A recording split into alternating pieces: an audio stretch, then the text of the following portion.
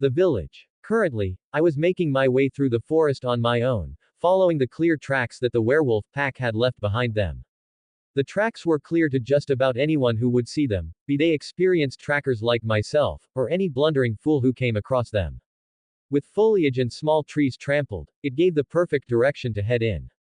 As I followed the tracks at a steady pace, I couldn't help but think back to last night when I told both John and Henry that I was the Adam from the Bible. And just like them to do, they didn't fully believe a word that came out of my mouth, no matter what I said, or, more like, John believes me, while Henry is stuck, and thinks that I am using black magic. I knew no matter what I said, he wouldn't believe me, and would just believe I was a witch, so I gave up. Because at least John believed me, and one is better than none. Breaking from my thoughts, I came out of the forest and into a large clearing that had a small village in the middle of it.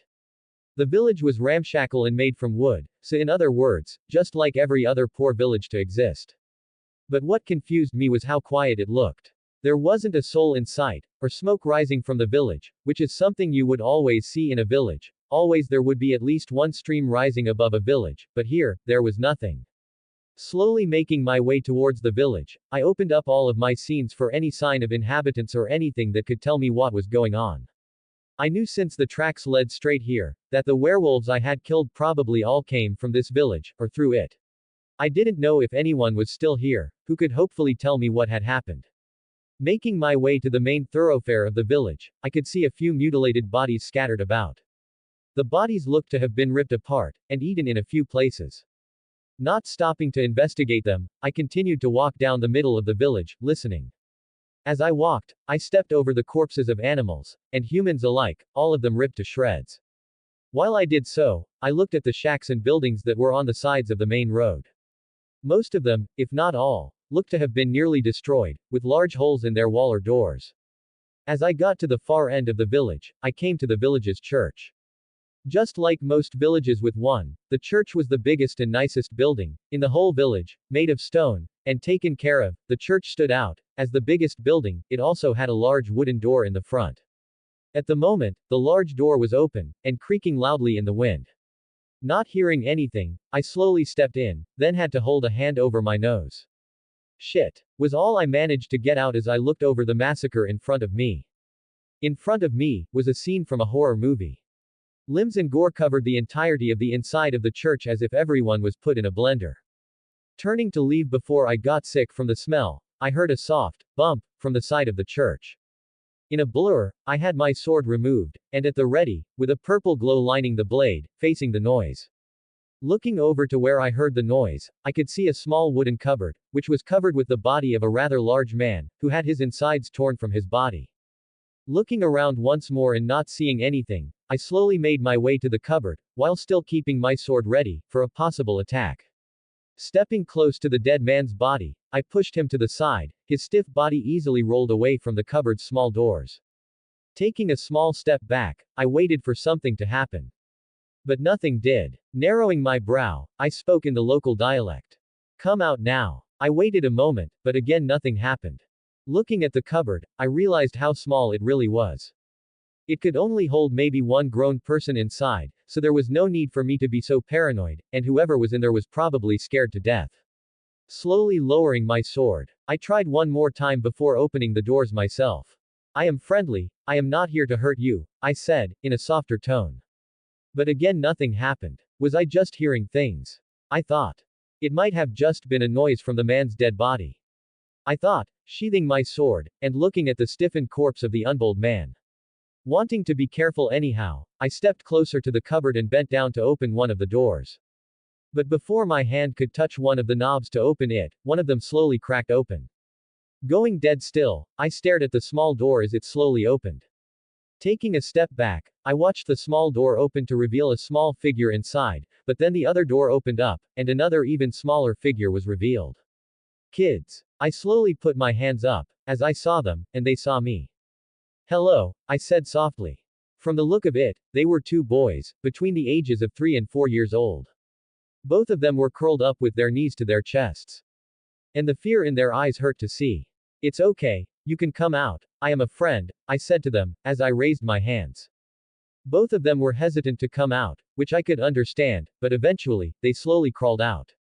Both of them looked to be wearing nothing but small tunics, and had no footwear, to protect their feet, from the blood that covered the ground.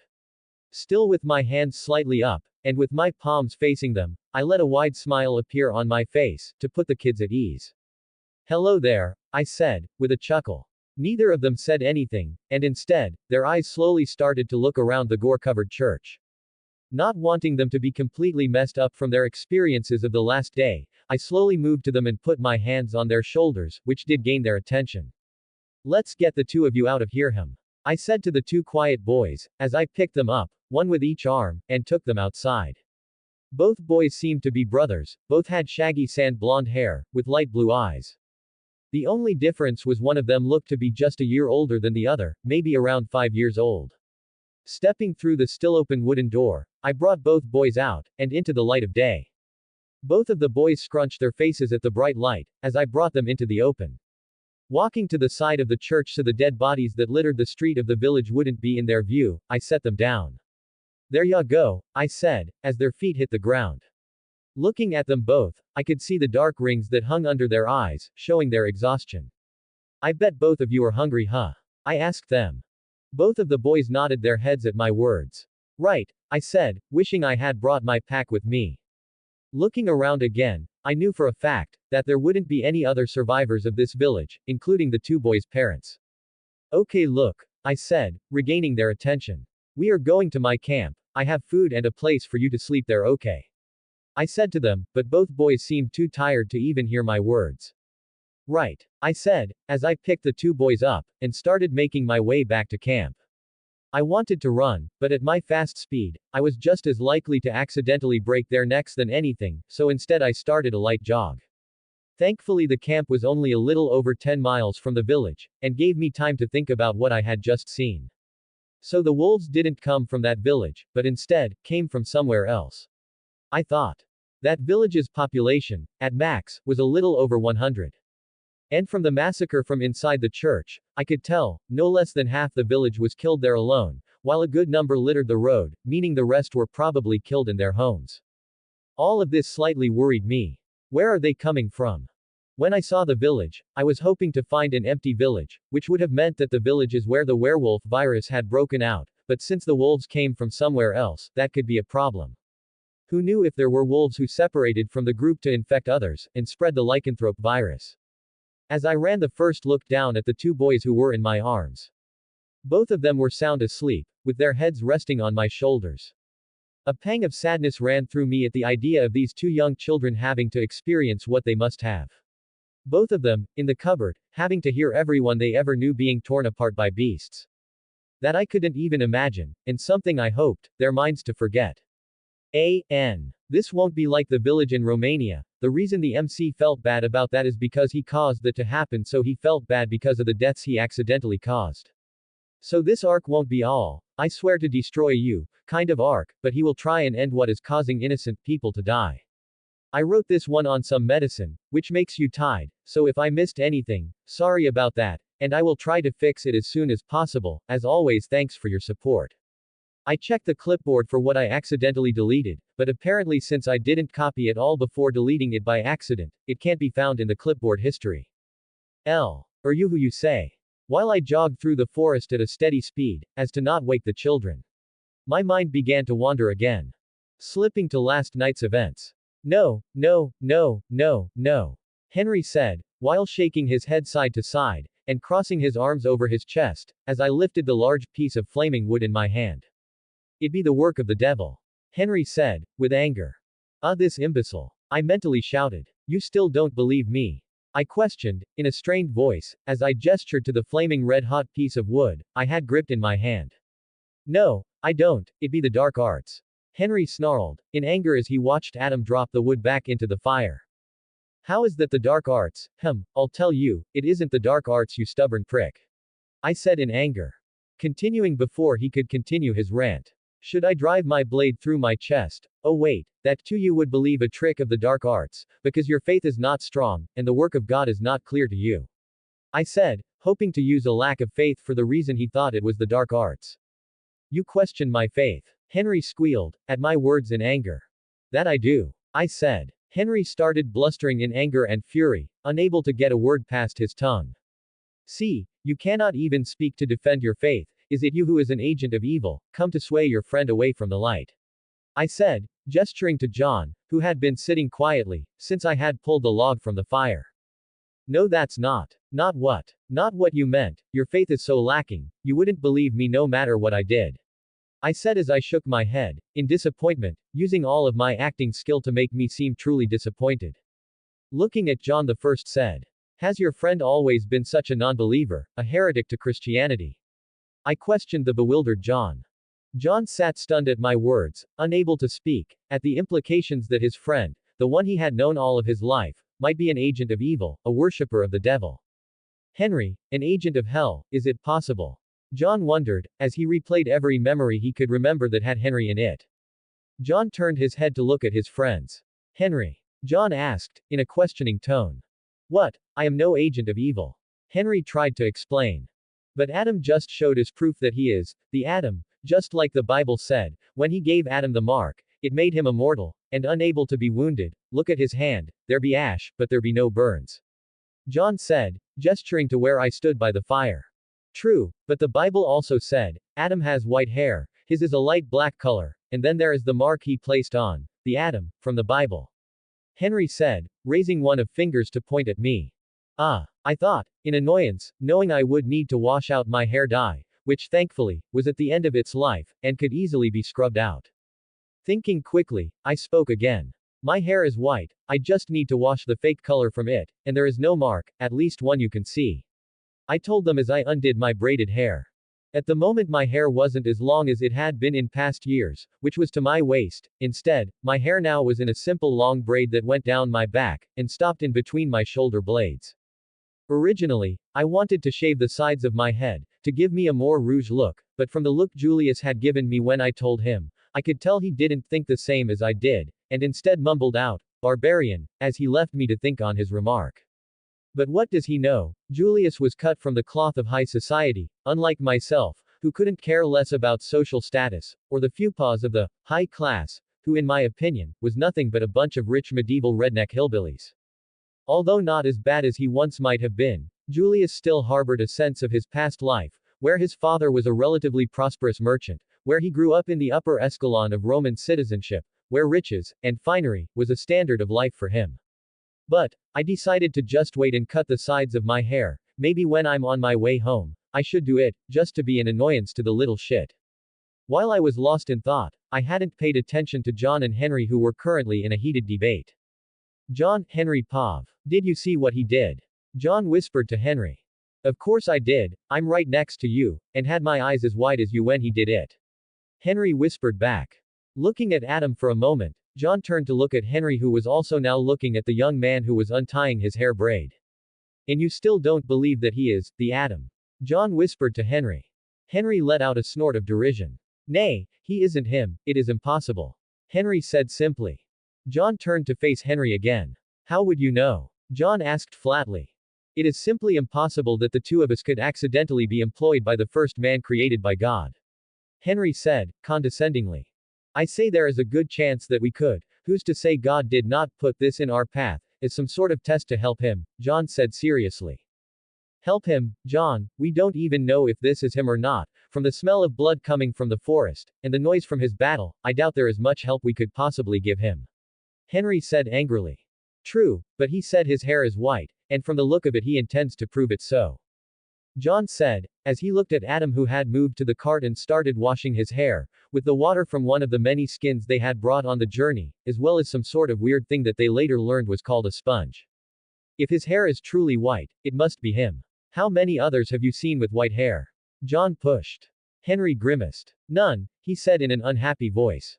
They continued to watch Adam wash his hair, using the wet sponge to scrub his hair.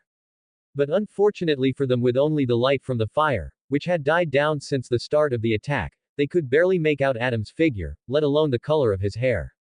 Leaning close to John, Henry whispered. He could be doing some sort of spell, or magic to change his hair. John looked at Henry. No matter what he says, you won't believe him, will you? John said, with a hint of anger lacing his words. Before letting him speak, John continued. We are going on a crusade. How many agents of evil would go on a crusade to the Holy Land? He asked. And again, John continued before Henry had time to get out a word. So how about you stop guessing, and let his actions speak for him, because from what I have seen not too long ago, was that he killed monsters from hell. If he was an agent of hell, why would he need to attack them? Oh yes, he wouldn't need to, because he would be working with them. John said, with snark, while slowly getting louder and angrier, as Adam's words crept into his mind. The idea that his lifelong friend might be trying to misguide him, down a possible path of evil. Henry opened his mouth for a rebuttal, when he was cut off by the crunching sound of Adam's approach. Both John and Henry turned and watched as Adam slowly made his way into the light. The first thing they saw was Adam's physique. All of his 6'3" chunk of hunk, walked into the camp, while he used his once clean and dry tunic to dry his hair. By God, man, what is the matter with your body? Henry said in bewilderment. Adam looked down at himself confused. What? He asked, as he continued to dry his head. Your body, it looks funny. John said, as his eyes stared up and down Adam's muscular swimmer's body physique. Never before had either John or Henry seen such muscles before. Adam looked down, then back up at the two men, one skinny as a pole, and the other a bit chubby, clearly neither were the fit types. This is what it looks like when you have a steady diet and work hard. Adam said as he pointed at himself. But we are getting off topic again, and it's getting late, and I would like to start tracking the werewolves at first light. Adam said, before removing his makeshift towel from his head. I don't know how much of the dye I was able to get out, but from what I can see, I managed to take out most of it. Adam said as he combed through his white hair with his fingers. John hit Henry in the arm when he saw the white hair, and said.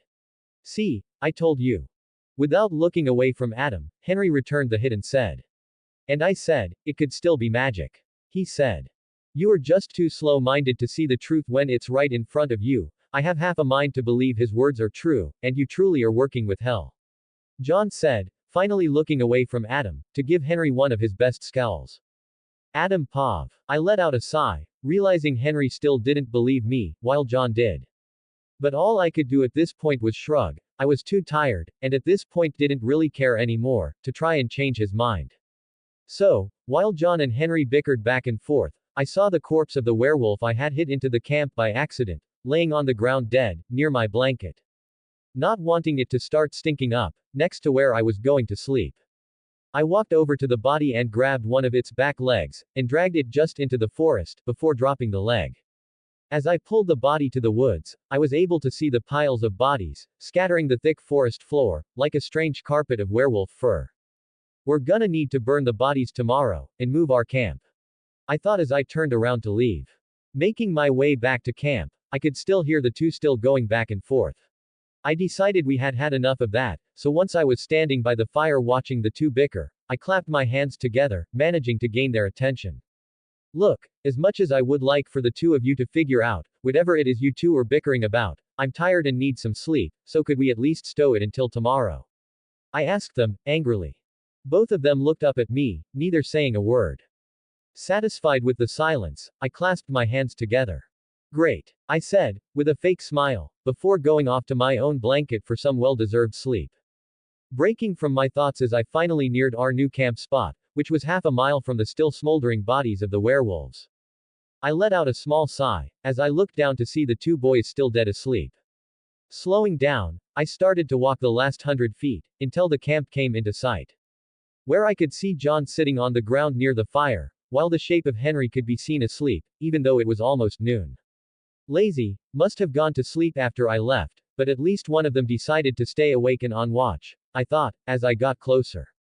The new camp was closer to the road, with forest on 3 sides, and a road about 20 feet from one side of the camp, instead of our old camp, which was farther into the forest, in a small clearing. When John saw me, he stood quickly. Who are they? He asked me loudly, once I had come closer.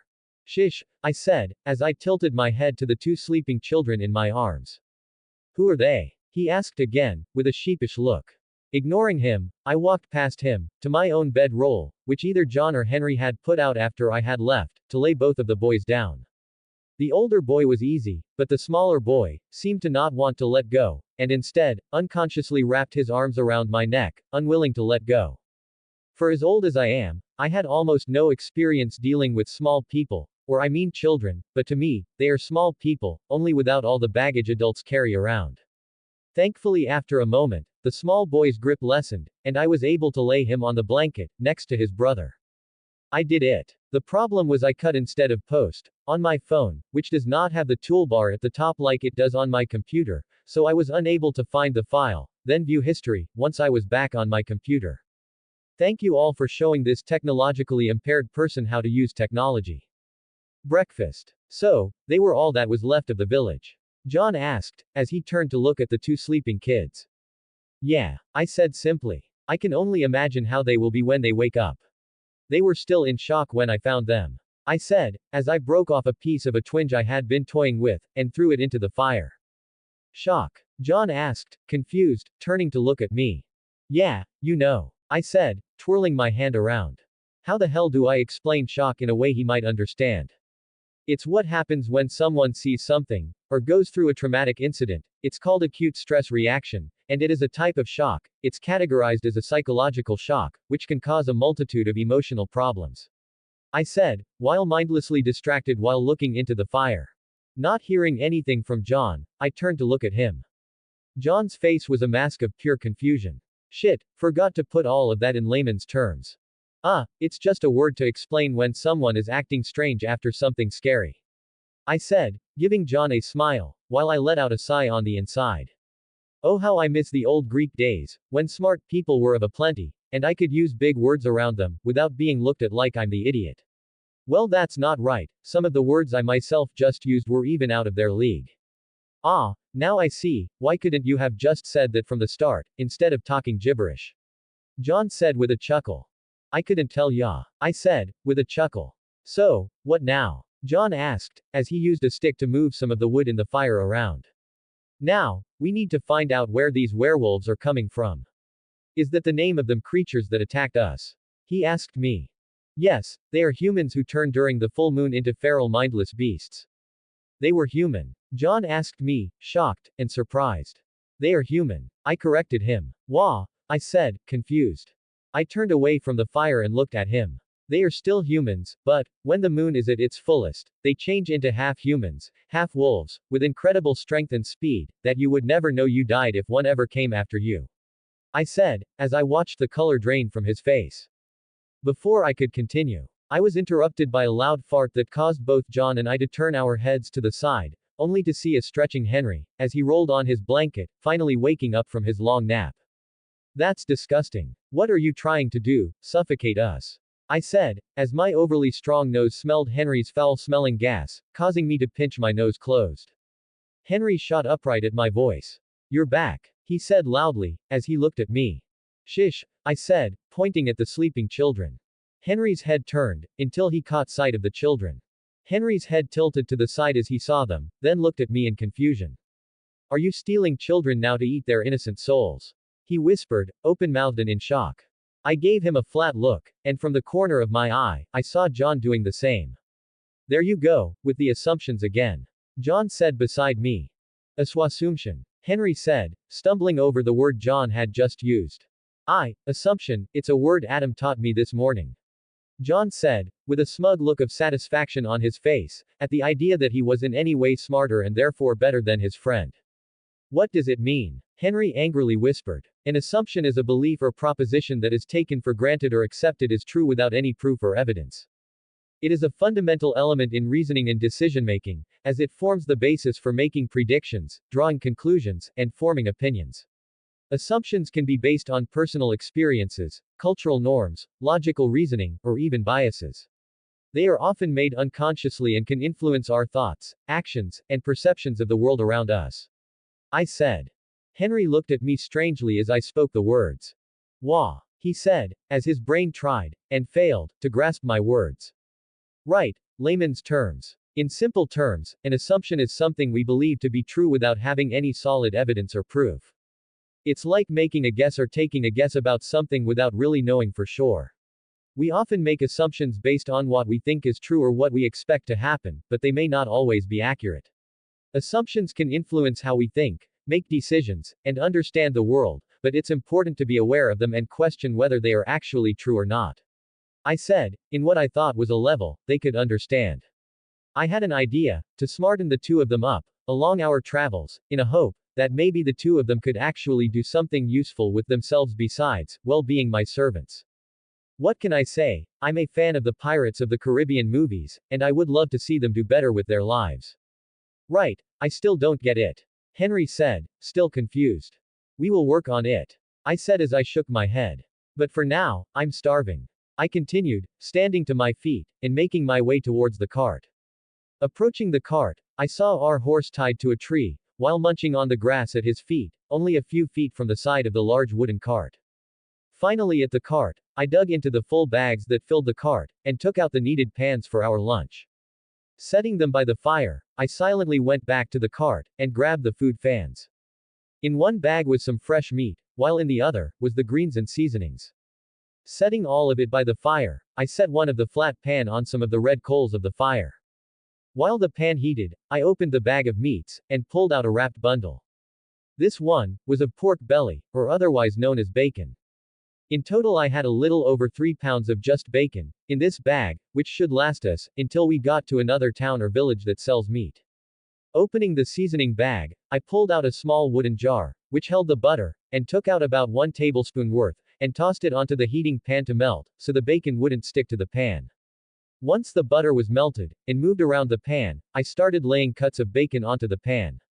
As soon as the meat hit the pan, it instantly started to fizzle and pop. And within moments the delicious smoky smell started to fill our camp.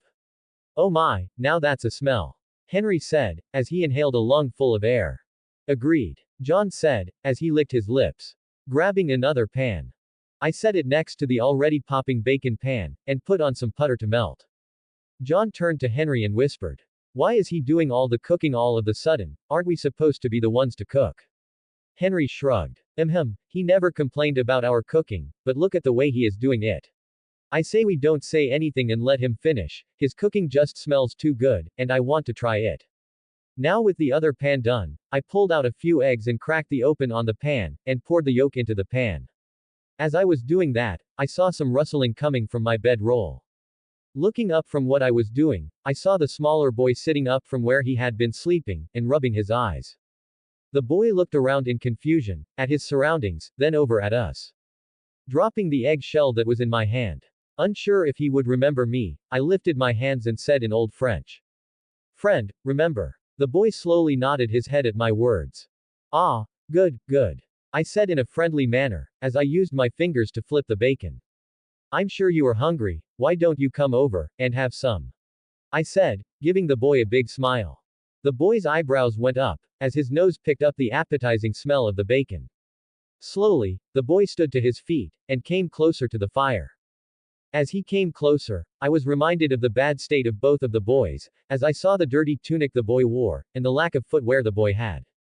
Once close to the fire, the boy sat down on the grass ground, next to the fire, but still, I could tell the cool air made him shiver. Standing up, I went to the cart, and grabbed 2 extra blankets we had brought, as spares. Laying one on his still sleeping brother, I wrapped the other around him. Once done with that, I went to the cart, and brought out some plates.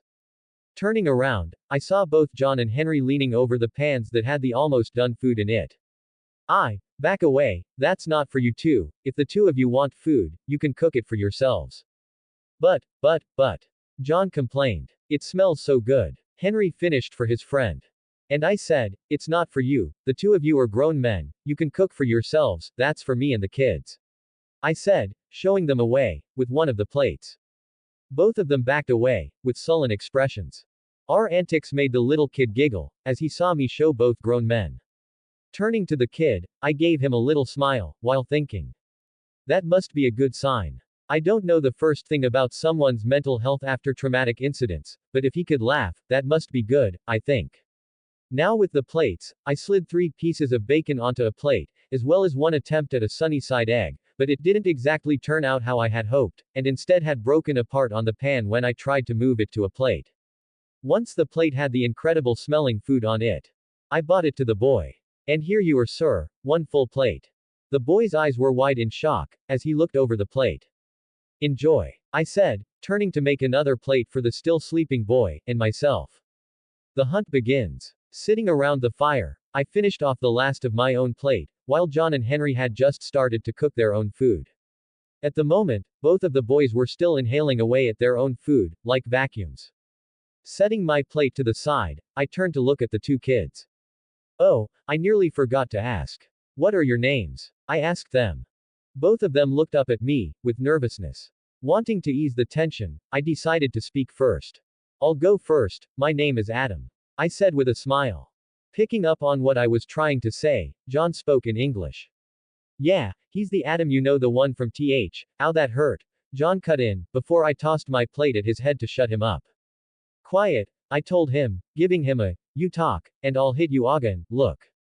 Neither of them can understand you, but that doesn't mean you can go about telling everyone and their mother who I am. I chided him. Our actions made both of the kids laugh at our squabble, and ease up, but only a little. Turning back to them, I gave them another smile. The first to talk was the older brother. My name is Gerard, and this is my younger brother Olivier. Gerard said, pointing to his little brother, who was just finishing off the last scraps of food on his plate. Well, it is nice to meet the both of you. I said, giving them both another one of my best smiles. Now that both of them were done eating, I gathered the plates and gave them to John and Henry to take care of. Now seated again, I spoke again. Not wanting to, but not having a choice, I asked the questions that had been on my mind since this morning, when I saw the town. What do the two of you remember about last night? I asked tentatively. The younger boy, Olivier, turned his head down, and clasped his small hands together at my words in fear, as he clearly remembered the events of the precious night. But again, his older brother, who was at most 6 or 7, was the first to speak. We don't know much, he said, sadly. I remember our father waking us from sleep, when it was still dark outside. He carried us to the church. People were screaming, he said, then stopped, as he remembered. We made it to the church. Father Philippe was rushing people inside, then, he put some wood in the way of the doors. People were scared, he said, stammering out what he could remember. Then people started to scream again in the church, that is when our father took us to the side of the church, to the. He said, trying to remember what it was called. I know what you are talking about, it's called a cupboard. I said. The boy nodded his head. Yes, that. He brought us to the cupboard, and put us in there. While we heard the people in the church scream, someone inside was attacking people, then our father closed the doors, and all we could hear were the screaming people. Gerard said, his eyes glossed over, as the memories of what he could remember flooded his mind. Looking at the two boys whose minds had become places of mental torment, I couldn't help but feel bad for them. Standing up, I walked to the two boys, crouched down, and put my hands on their shoulders.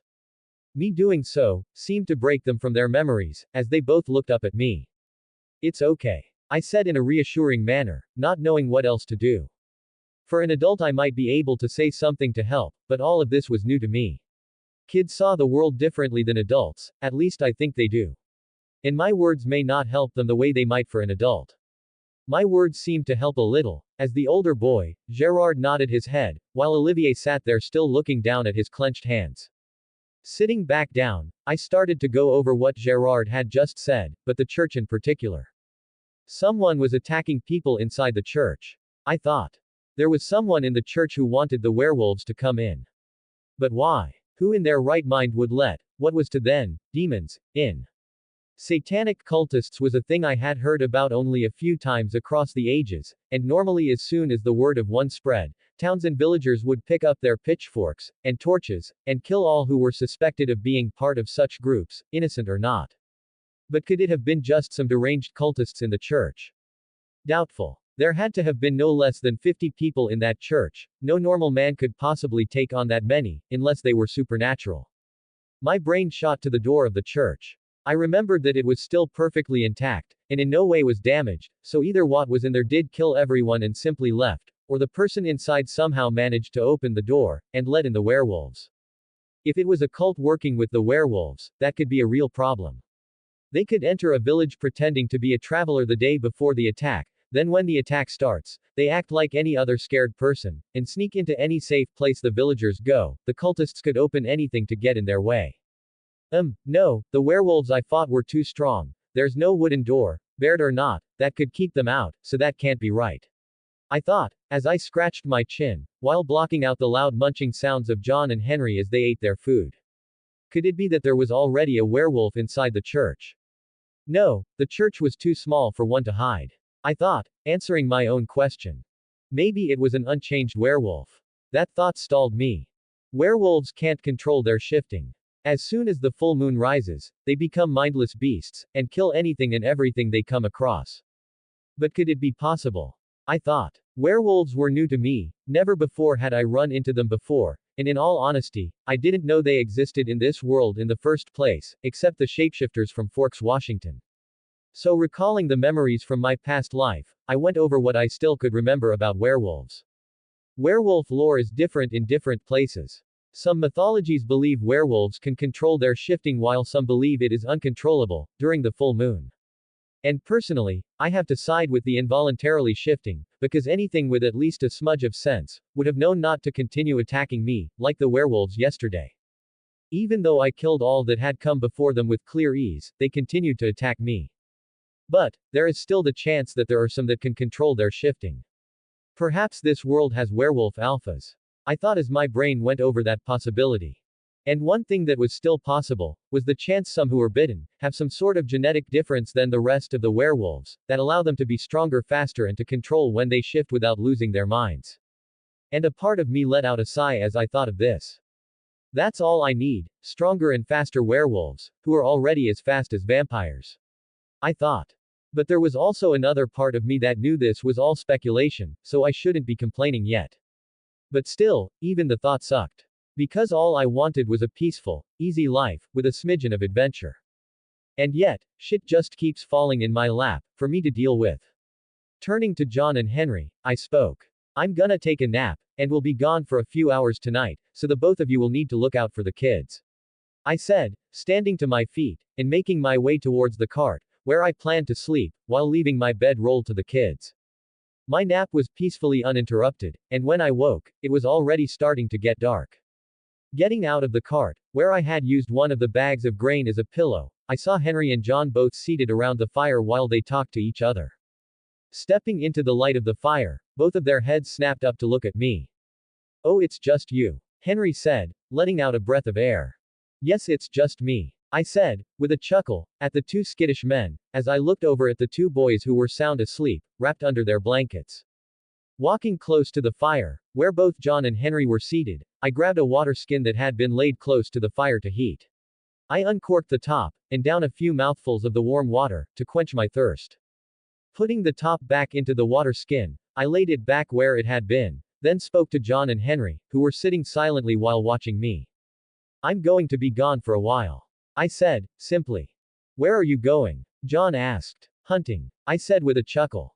Continuing before they could speak. I need to find out more about these werewolves, I said. Earlier I was thinking about the attacked village, and I don't think it was just circumstance that there were that many werewolves that just got together and attacked that village. Wait, you believe the attack was planned? Henry asked. I do. The church is what is giving me the most trouble, I said, going over what I had thought about earlier again in my head. Church? Henry asked. Oh right, neither of you could understand what Gerard said when we were talking. Gerard? John asked. I let out a sigh. Did neither of you try to talk to the boys? I asked. Of course we tried, but they didn't want to talk to us, Henry said, with a peeved tone. I shook my head, and decided to deal with that when I got back. Look, the older boy is named Gerard, while the younger one is named Olivier, I said. Now back to what I had been saying, actually on second thought it's not important to either of you, I said, shaking my head, and turning around to walk back to the cart. Trying to explain everything to them would just be a waste of time, I thought as I walked to the cart. While John and Henry looked at each other with raised brows. Once to the cart, I rummaged around for a few minutes, until I found what I had been looking for. Pulling out one of the extra swords I had brought along, I walked back to the camp. Stopping by John, I held out the extra sword. Here, I said, holding out the sword for him to take. John looked at the sword in confusion, and didn't take it. What am I supposed to do with that? He said, looking at the sword. You're supposed to take it, I said, shaking the sword, to indicate for him to take the sword. And slowly he did so, while the look of confusion stayed on his face. It's for protection while I'm gone. I said. For protection, John said, his look of confusion gone, and now he took on a look of trepidation, mixed with concern. Looking around him, John spoke again in a whisper. Do you think we might be attacked while you are gone? I shook my head. No, but it's always better to be safe than sorry. Why does he get the sword? Henry asked. Because I trust him more than I trust you. I said, turning to look at him. Going back to the cart, I grabbed my own sword, and belted it on, then went back to the fire to give my last warning. Stepping back to the fire, I could hear John and Henry arguing about the sword. Henry shut it. I gave John the sword, so stop being a baby, and accept it. I said sternly. But, if it makes you feel better, here. I said, tossing a dagger I had strapped to my belt to him. I practically never used the dagger, unless I was cutting meat, so it wasn't important to me. Henry caught the sheath dragged in his hands, and wasted no time, pulling it from the sheath, to look at the blade. Don't go waving that about, it's very sharp, and can hurt people. I said, giving him another stare, until he resheathed the dagger, and set it in his lap.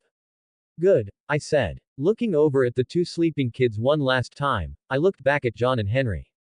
No matter what, protect them if something happens, they have already had a hard life, and seen more than anyone should, the last thing they need now is more trauma. Also try to learn their language or teach them English. I said, before leaving, to hunt some wolves. Now away from the camp, I started running full speed. Following the tracks I had followed earlier today. But now I was no longer looking for anything that might stick out to me, and now I just ran full speed in the direction of the town, where I could track where the werewolves had come from.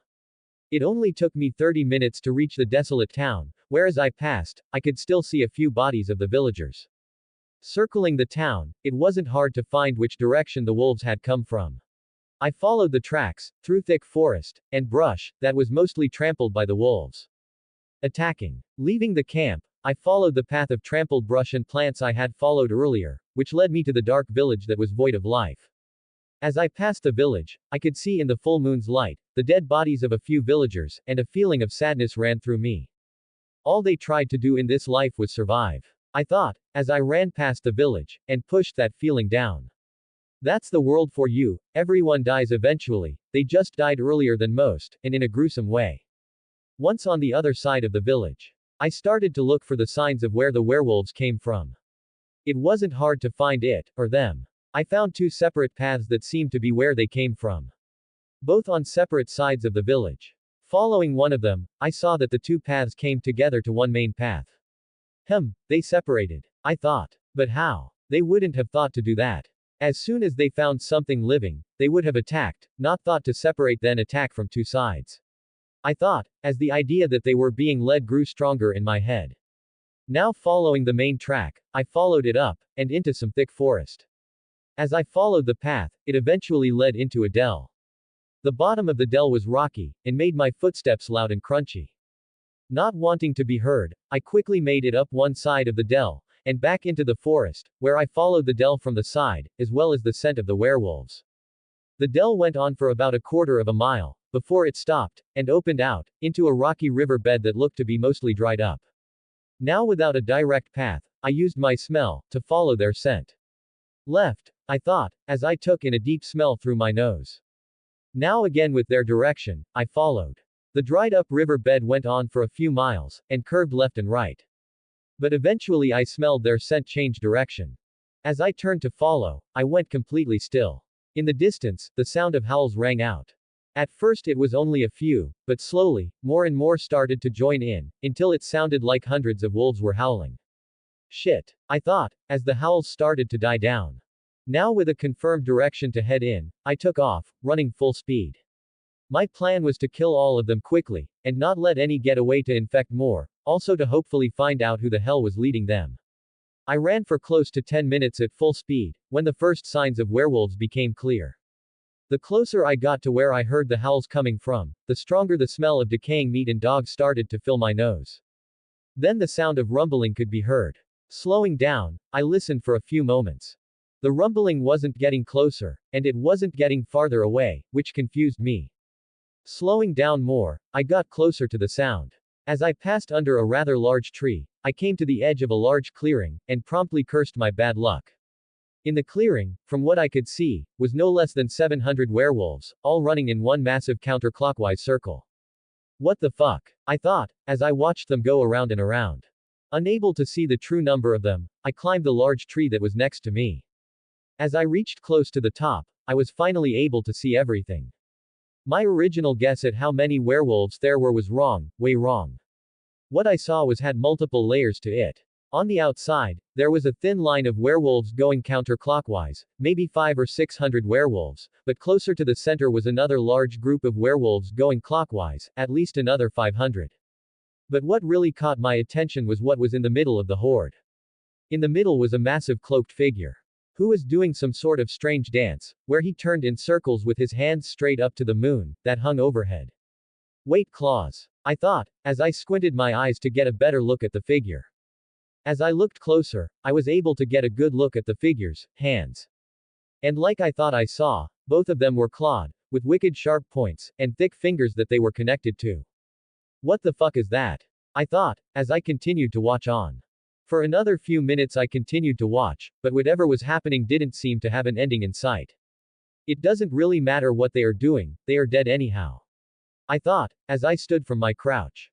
Opening my menu screen, I decided to pump myself up for the fight that was about to take place. Scrolling through some of my playlist, I searched for the perfect song. Ah, there you are, you beauty, I said, chuckling to myself, as it started to play in my head. King for a day pierce the veil. Pulling my sword from my side, I let the music fill my head, while a smile came to my face as I looked down at the circling horde. In my free left hand, I let a ball of purple energy grow, until it was the size of a volleyball. As soon as it was the right size, I hurled it at the horde. Leaping after it a split second later. As the orb hit the werewolves, it caused a massive shockwave to go in all directions, throwing a number of werewolves back, and creating a crater nearly a foot deep, and 5 feet wide. Landing in the crater, I slowly stood up and looked around at the werewolves that started to circle me, as an evil smile crept across my face, while the werewolves started to snarl and gnash their teeth at me.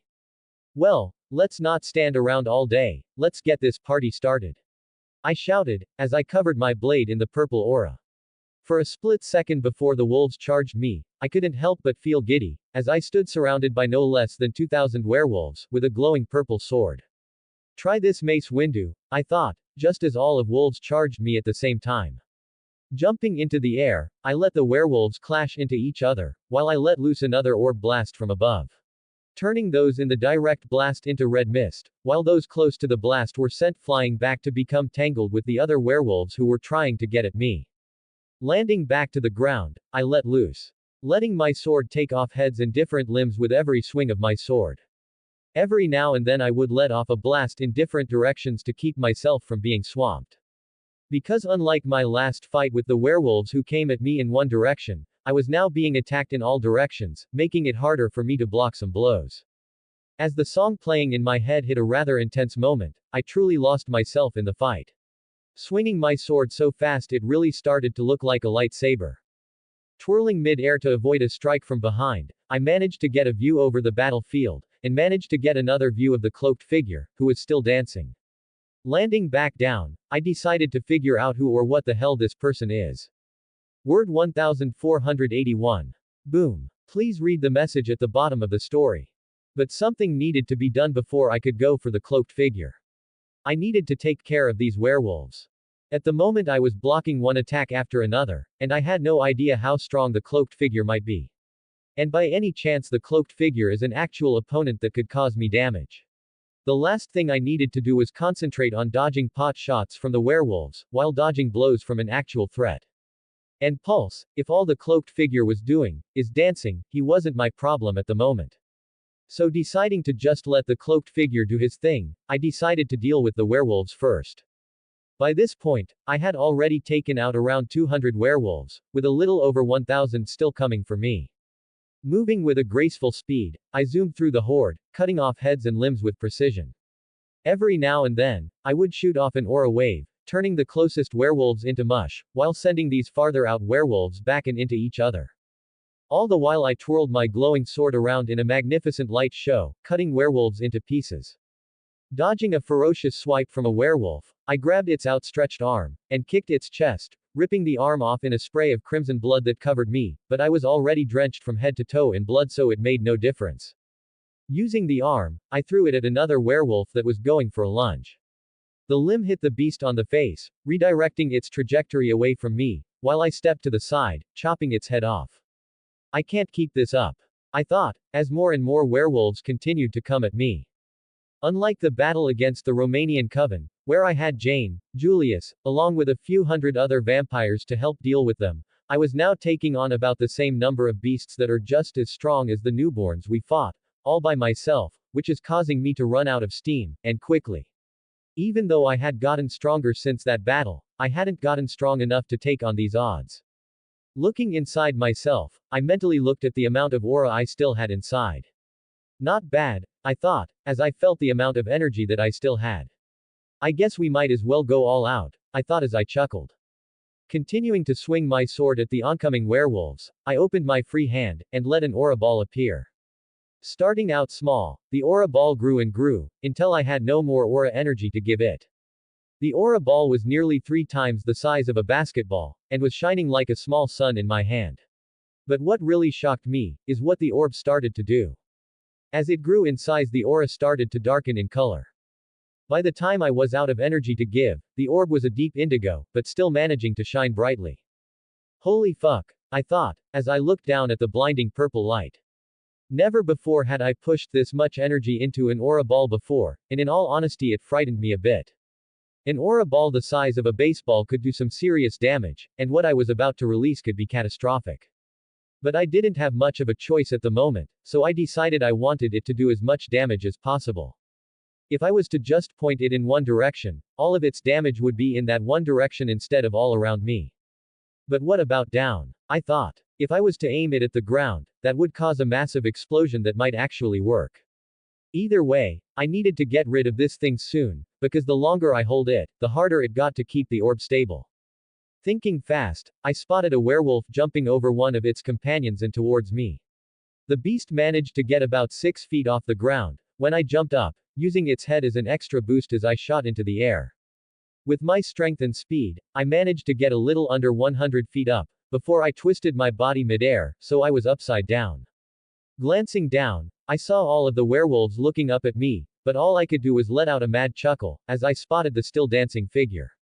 2 birds, 1 stone, I thought, as I released the orb from my hand, shooting it down to earth like a blazing meteorite, right at the cloaked figure's head. The orb shot away like a missile, as I watched. It flew for less than a second, before it hit pay dirt.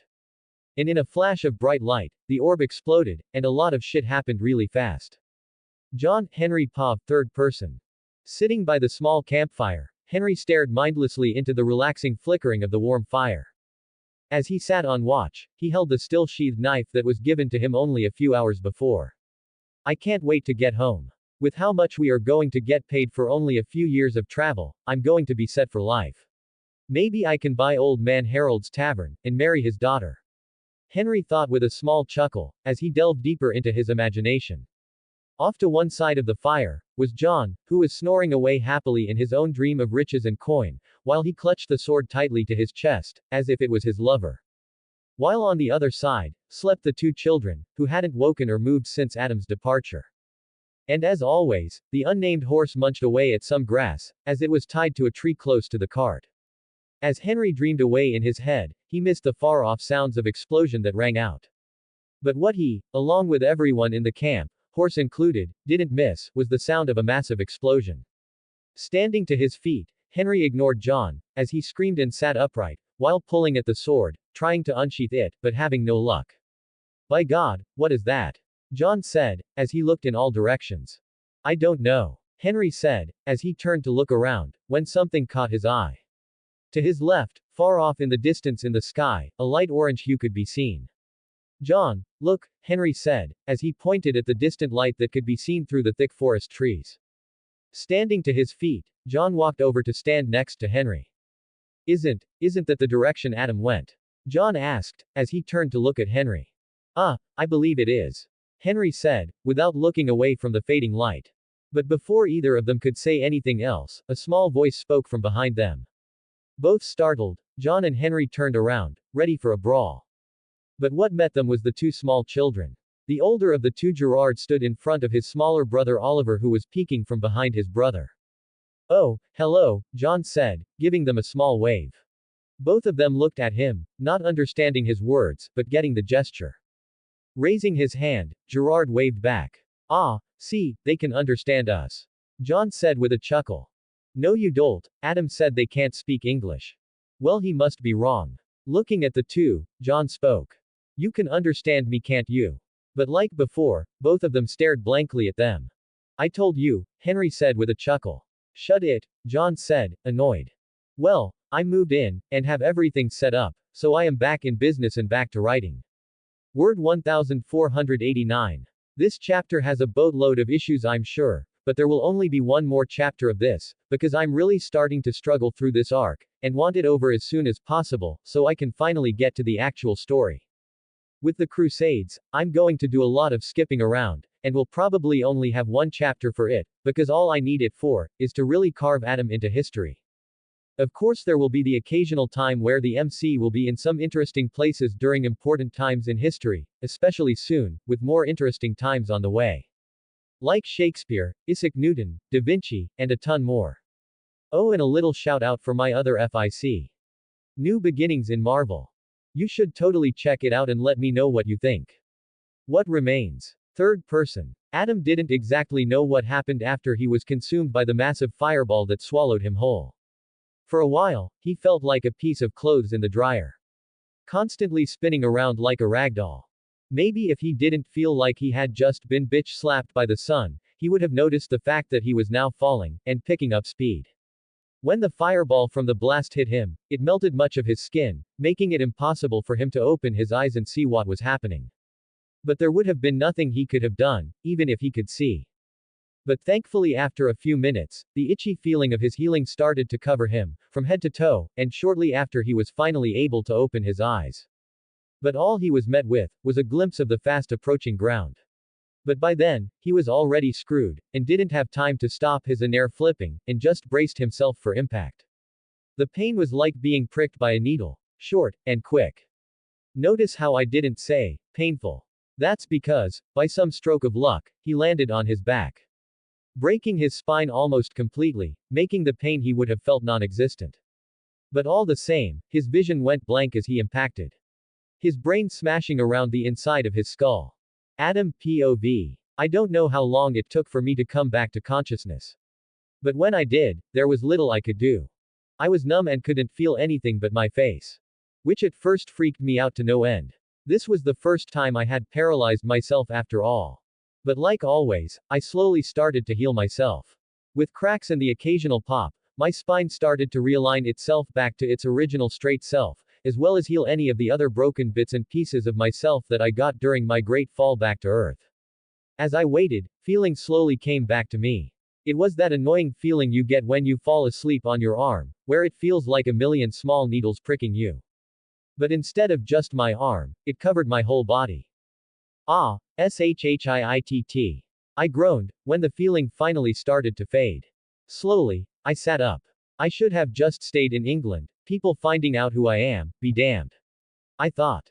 Rolling my head around to get rid of the stiffness, I finally looked up at the damage I had created. Holy fuck. I unconsciously let out as I looked around. At the moment I was in a small crater, which was only about a foot deep, leaving me able to see out. What was once a small clearing with green grass, and trees surrounded it, was now a scene of no man's land. Slowly standing to my feet, I realized I was now in the nude. Damn. I thought, thinking of the fine silks I had just lost. Fuck it, they were already covered in blood anyways. Now standing, I got an even better view of my surroundings. The clearing that had once been about the size of a baseball field, had now tripled in size. With the trees that had once surrounded it gone, with nothing more than the charred stumps left as reminders of the large trees that had once stood there proudly and alive. The ground itself was covered in ash, that would toss up small plumes of it every time I took a step. After a moment I finally realized what the ash had come from. The werewolves. I thought, slightly creeped out at the thought I was being covered in the cremated remains of crazed beasts that had once been human. It really wasn't that really bothered me though. It was the fact I was currently going free willy at the moment, and the bits I don't want to be covered in cremated remains are being covered in it by me walking. Putting that to the back of my mind for the moment, I continued to make sure nothing else had survived the blast. Turning around, I saw that less than 100 feet from where I stood, was another much larger crater, which must have been where the orb had impacted. But something more important popped into my head before I started to walk towards the crater. When I turned my head, something felt off. Doing it again, I again felt weird for some reason. What the hell? I thought, now continuously turning my head side to side, like a crazy person. What is missing here? Dropping to my knees, I brought both my hands to my head and let out a cry as I realized what was gone. No, not my hair. I yelled, as I felt my smooth head. What I had been missing was the feeling of my long hair on my shoulders. For thousands of years my hair had been one of the only constants in my life, while the rest of the world was constantly changing. And now that it was gone, a pit formed in my stomach, and a scar on my soul. Yes, I knew I would grow it back, but still, the mental damage of not having it hurt quite a bit. Feeling a cool breeze on my now bald head, I couldn't help but shake my head. There's no use crying about it now, it's already gone. I thought, and I stood back up to my feet, and dusted as much of the ash off of me as I could. But I'm still pissed. I thought, angered. Looking around the dark clearing one more thing caught my eye. The crater. Making my way over, I stopped at the edge and looked down. The crater was about 10 feet deep, and 15 feet wide. Making for one impressive hole. At the bottom of the crater was something white. It's the thing's cloak, I thought, as I leapt down, to search what was left of it. Crouching down I picked up the few remaining pieces of cloth that somehow remained. Lifting up some of the fabric, I didn't find anything, just more ash.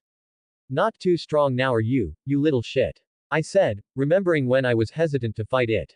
Well, I guess I can get out of here now. I said out loud to myself. This chapter is short, I know, but this whole arc kinda sucked for me, and made me not want to write this fanfic anymore. Because I really want to get to the main story instead of all this small stuff. Plus it's taking me way too long to get it over with, making my wish to write smaller and smaller. For that reason, there is only going to be one more chapter, before some time skips.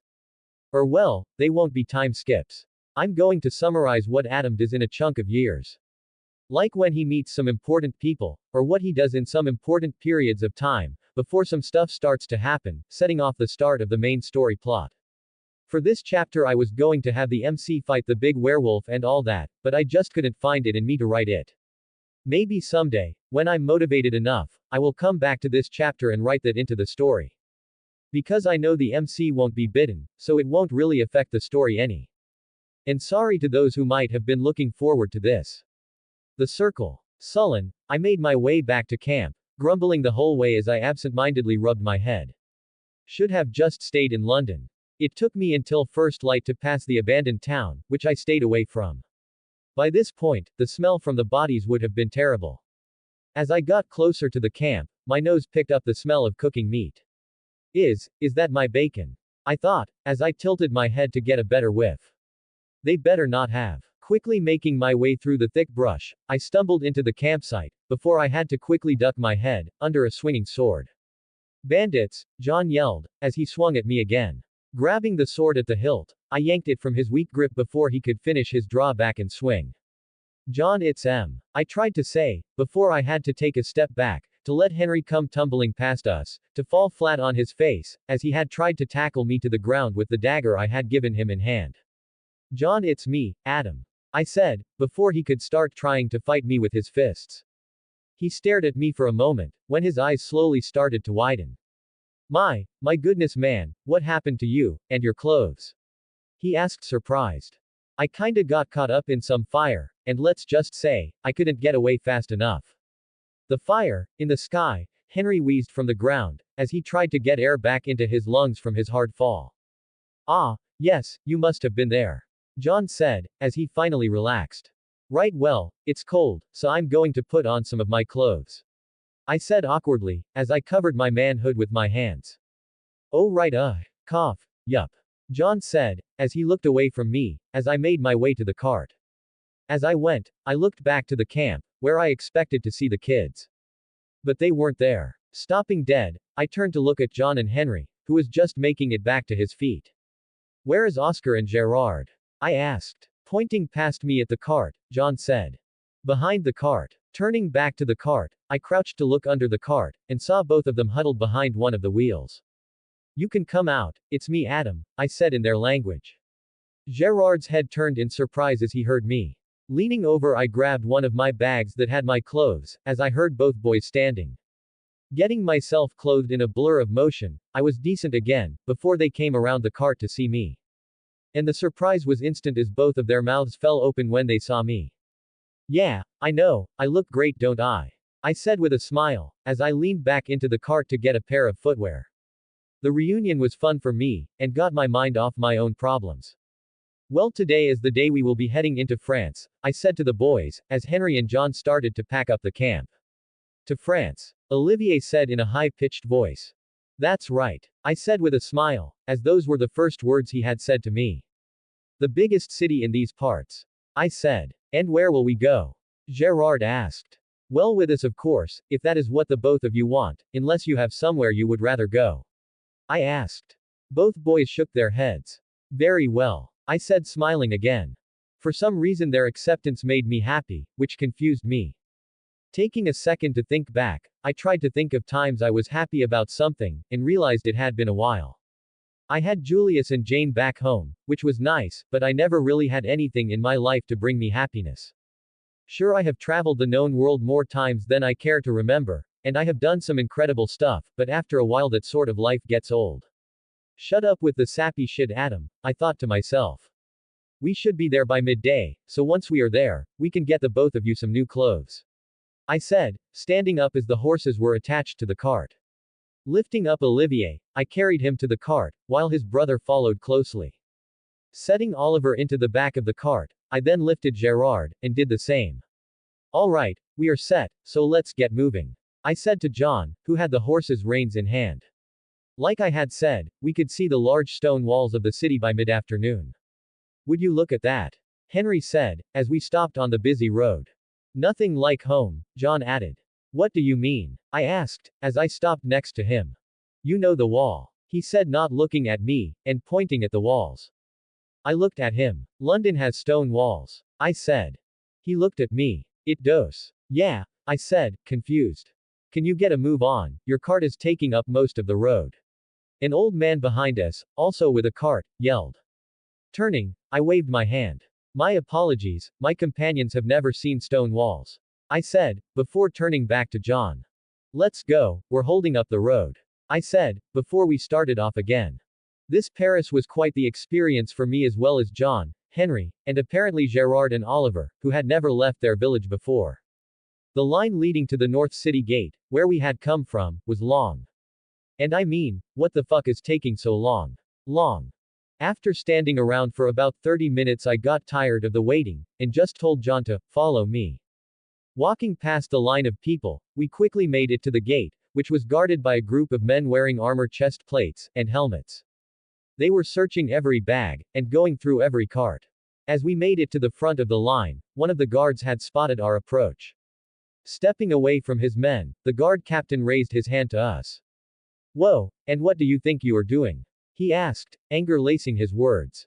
It's simple really, we're skipping the line. I said with a smile.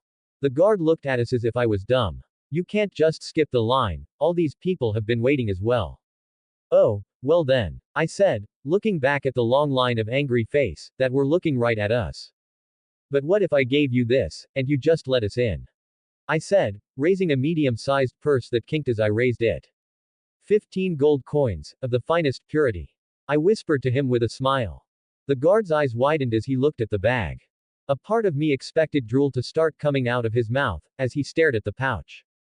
Slowly, he raised his hands, and grabbed the bag, then opened it. Oh my, he said in a whisper, as his hands started to shake. Which didn't surprise me. It's not every day someone hands you a month's wage just to let them skip a line. Ah, yes sir, right away sir. The man said, with the widest smile he could possibly make. I smiled, as he backpedaled to his men. Move, get them back so this noble can enter.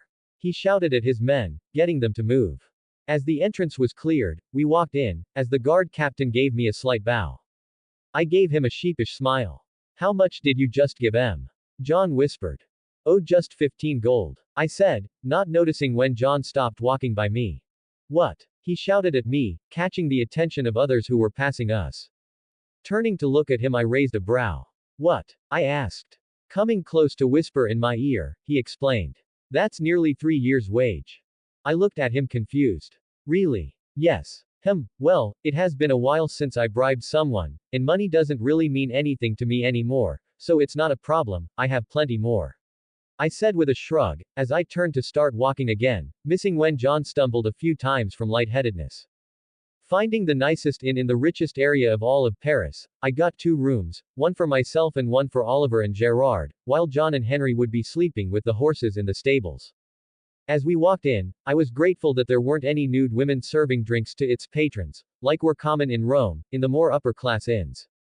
Instead they now wore dresses, but still did the same job with a lot of extras for the right price. After getting the rooms for the next few days while we explored, and I found out where I was to meet with the Crusade army. Once John and Henry brought my stuff to my room, we all headed out to go find some clothes for Oliver and Gerard. It only took us a few minutes to find the right place. At its door it had a large wooden sign with a needle and thread, signifying it as a trailer shop. Both boys had stars in their eyes as they experienced everything. All of this was new to them, with sights and smells they had never known existed. That's if you could smell past the shit that caused the streets to reek. Both boys were set with 4 outfits, of various colors and designs. To them the clothes were nice and felt better than anything they had ever worn before, but to others they looked like the children of some very rich nobles. Leaving the shop, Henry and John carried the chest full of their clothes behind us, as me and the kids stopped at any store that caught their attention. By the time it got dark, both John and Henry were laden with various items I had bought for myself or the kids. That night me and the kids sat down for a nice meal of steak at the inn, where our female server gave me the googly eyes the whole time, making sure to always bend over more than was necessary, to give me a good look at her cleavage. But there wasn't a chance in hell she would gain my attention, she didn't have near enough teeth, or anything resembling a pretty face. But other than that, our meal was great, and we devoured our food.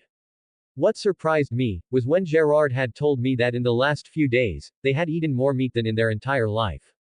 But then I remembered that most people of this time were quite sparse, and didn't really contain meat, or at the least very little. But since I had come here, meat had been a staple of my own diet, but that's because I could simply hunt what I wanted when I wanted to, as easily as going to a grocery store in later years. But for the average person, meat was a rarity.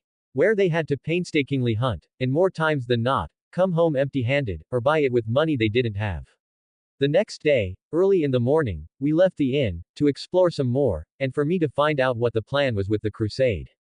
But there was a stop needed before anything. Coming out of a busy street, we got our first glimpse of a building that even in the 21st century would be a staple of Paris, just like the Eiffel Tower. Notre Dame. At the moment it was still under construction, and looked much smaller than I had remembered, but I had only ever seen it in photos, so what did I know? Maybe it will grow in later years.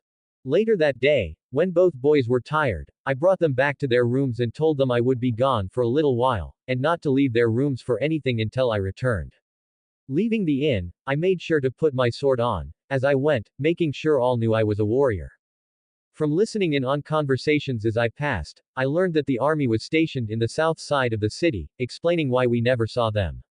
It took me another hour to get to the south side of the city, after going over 2 large bridges to get over the rivers that split the city in 2. After that, the signs of an army became clearer. With more gruff-looking men with swords, starting to appear. Making it out of the walls of the city, the army camp was along the wall of the city. Hundreds or maybe 1,000 small white tents littered the area, looking like a small ocean. Making my way through the crowded camp, I looked for somewhere to sign my name, and join the army. After asking a few of the men, they pointed me in the direction of a large tent, with flags billowing around it. At the tent, was a large wooden desk, sat outside the entrance, with a monk seated with a large book that he scribbled in, as men gave their names to sign up. Going to the back of the line, I became bored quickly, and looked around as I waited. Thankfully the line moved quite quickly, and before I could get too bored and fall asleep standing, I was at the desk. Name? The monk asked in a nasally voice. Adam Godas, I said, giving him a false last name. Do you know how to use a sword? He asked, not looking up as he wrote. Yes, I'm quite good with a sword. I said. And can you read? Yes, I can read. I can also write, and am proficient in mathematics, and languages. I said, giving the monk a smile as he finally raised his head, with a confused look on his face. You can? He asked, confused. Yes, I can, I said with a smirk. Quickly grabbing another book that was on the desk, he flipped it open, and turned it towards me. Read this out loud, he said, with a furrowed brow. Leaning over to get a better look, I read off the page quickly and without any errors. Once finished, the monk now had a surprised look on his face, as he stared at me. Then closing it, his mouth then the book, he turned the large book that was in front of him around then said, write your name on the bottom under the last one. Shrugging, I grabbed the quill he offered, and wrote my name, with all the fancy curves and smoothness I could. Once I was done, the monk turned the large book back to himself, and widened his eyes. Looking back up at me, he spoke again. Are you a noble? Nope, I said, and couldn't help but smile. I should have pretended to be slow, or at least a noble. I thought to myself as I went over the camp's books. After signing up with the monk, I was led to meet the general of the army, then promptly given the job of bookkeeper. And books they had. No less than 50 large books, of all the records. From what they spent on food, to what they were paying their men. All of it was held in these books. And what a mess it was. For one, they were completely being screwed by their food providers, and I mean who the fuck was stupid enough to pay 3 gold coin per cow. At this point in time, a healthy cow might cost you 2 or 3 silvers, not 3 gold. Then there were those pesky grain sellers, who were practically doing the exact same thing. They are going to run out of money soon if they don't change this. Somewhere after an hour I needed a break. So leaving the camp, I made my way back to the inn, where I found both Oliver and Gerard sitting at a table eating a plate of food, with John and Henry. Grabbing an empty chair, I sat in an open space. Well, it looks like we will be joining the army camp by tomorrow, I said, as I waved at one of the servers to bring me a plate. As I was eating, an idea popped into my head. I could use my own company to help with this.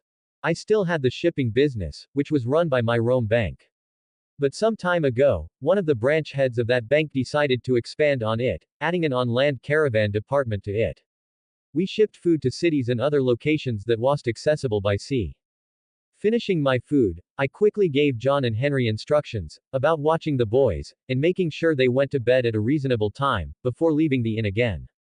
Leaving the inn, I made my way to the busy docks, even though it was getting dark. Walking down the full docks, I looked for the signs of one of my ships. After a few minutes I found it. The ship was a galley ship, and the biggest ship in the harbor. The reason I could tell it was one of mine, was a symbol painted into the head of the ship. The symbol was of a sun. With green and blue as the rays of light coming out of a red sun. Coming down to the gangplank, I stopped in front of a pair of my guards, who were in the fashion of old legionaries, with purple capes. Speaking in Latin, I told them. I must speak to your captain, I said sternly. Both men looked at each other surprised. The captain is not available at the moment, one of them said, but I cut him off. Go to your captain and tell him my words, he will understand the meaning.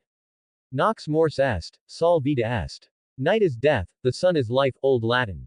The guards looked at each other again, before one of them left, and knocked on a small cabin door at the back of the ship. After a moment he entered. While he was busy, me and the remaining guards stood awkwardly, while I rocked on my heels, making popping sounds with my lips. It only took a moment for the doors of the cabin to literally be kicked open, and a gray-bearded man fast walked to us. The man was probably in his late 40s, with long white hair, and a beard that would put Duck Dynasty to shame. He wore a white shirt that went to his knees with a piece of black rope as his belt, and fine sandals as his footwear. Practically skidding to a stop, the man looked at me wide-eyed before he dropped to his knees in front of me. I have waited my whole life for this moment, he said, in what sounded like worship. Surprising me even more, the man hesitantly reached out and grabbed my feet. What in the fuck? I thought. Yeah, why don't you stand up? We're drawing some attention here, I said, looking around, at the people. Your wish is my command, he said, before standing again. What was that all about? I asked, as he stood up. Oh, I've always wanted to meet the Father. And to finally meet you here of all places is just a true blessing, he said, looking up to the darkening sky, raising his hands up. Praise God. he said, and I could have sworn I saw a tear form in one of his eyes. The father? I asked, now way beyond confused. Yes, father, he said, confirming it for me. Father of what? I asked. Father of man, he said with a wide smile. Oh Fook. Raising a hand to my forehead, I let out a groan. And how exactly did you come up with that? I asked, not removing my hand from my face. I'm a member of the circle, father. He said. What is the circle? I asked. The man raised an eyebrow as he looked at me confused. The circle, it's a group who worship the father of man, and that's you, father. He said. I smacked my forehead again. And who exactly is part of this group? I asked. Oh, well, all the heads of each bank, of course. As well as the heads of each department. Like myself. I'm the head of the ocean trading sector. I thought you would have known about this, father. He said. I raised my hands. Could you please stop calling me father? Oh, yes, father, I mean sir, he said with a chuckle. This can't be happening, I thought as I started to pace in front of them. These idiots made a fucking cult about me, I thought while shaking my head. Finally coming to a stop, I spoke to the captain of the ship. Prepare your ship to sail, I will be back in an hour, then we will be heading to Rome. I said, before turning to leave. I was a bit pissed. I was actually starting to look forward to being a soldier for a while. But now, thanks to my bank head, I'm having to leave and deal with this issue that they hid from me for who knows how long. Technically, I didn't need to leave. But the idea of a group of people worshipping me just creeped me out to no end. So I decided to just nip this in the rear as soon as possible. And plus, it wasn't like there was going to be way more wars soon. So I had time. 100 years war and more. Making it back to the inn, I woke both John and Henry and told them to pack theirs and my belongings. After that, I went upstairs to Gerard and Oliver's room, waking them as well, telling them to get dressed. Then went to my room, putting my things in one of the chests that they were brought up in. In total, it took us a little under 30 minutes to get moving towards the docks. Guiding them through the streets, we made it to the ship just in time. What's going on, Adam? Henry asked, as some of the ship's men started to take our belongings to the ship. Something has come up, we're going to Rome, was all I said, as I helped the boys from the back of the cart. Once the cart was empty, I was asked what I wanted done with the horse and cart. Looking around the dock for a moment, I spotted a man who was missing an arm and seemed to be down on his luck. He looked to have probably been a soldier or guard at some point, if his steady stance told me anything, but sadly he lost his arm at some point. Pulling the horse along, I stopped in front of him. Want a horse? I asked him simply. The man looked at me, then the horse, and back to me. Where'd you steal it from? He asked in a gruff voice. I didn't, we're leaving for Rome and don't have enough space on board to take him with me. He's a good horse and in good health. I said. The guy gave a shrug, so I handed the horse over to the man before boarding the ship. Entering the ship, I made my way to the back, where the boys, Henry and John, were sitting. The trip took nearly a week, which was annoying, because all I wanted to do was yell at some bankhead the entire time. But there was a good thing during the trip, I found out more about this circle group. First, I was told what the circle meant. I was shown by the captain, who I found out was named Anton, the symbol for the group. The symbol was a collection of circles. One big one, with 4 small ones inside in another circle, and what they represented. 1. Unity and wholeness, representing completeness and perfection. It has no beginning or end, meaning an eternal and infinite nature. Was the first big circle that surrounded the other 4 smaller ones. 2. Continuity and infinity. The circle's endless shape symbolizes continuity and infinity, as it has no breaks or interruptions. It can represent the cyclical of life, seasons, and the ongoing flow of time. 3. Harmony and balance. The symmetrical nature of a circle symbolizes harmony and balance.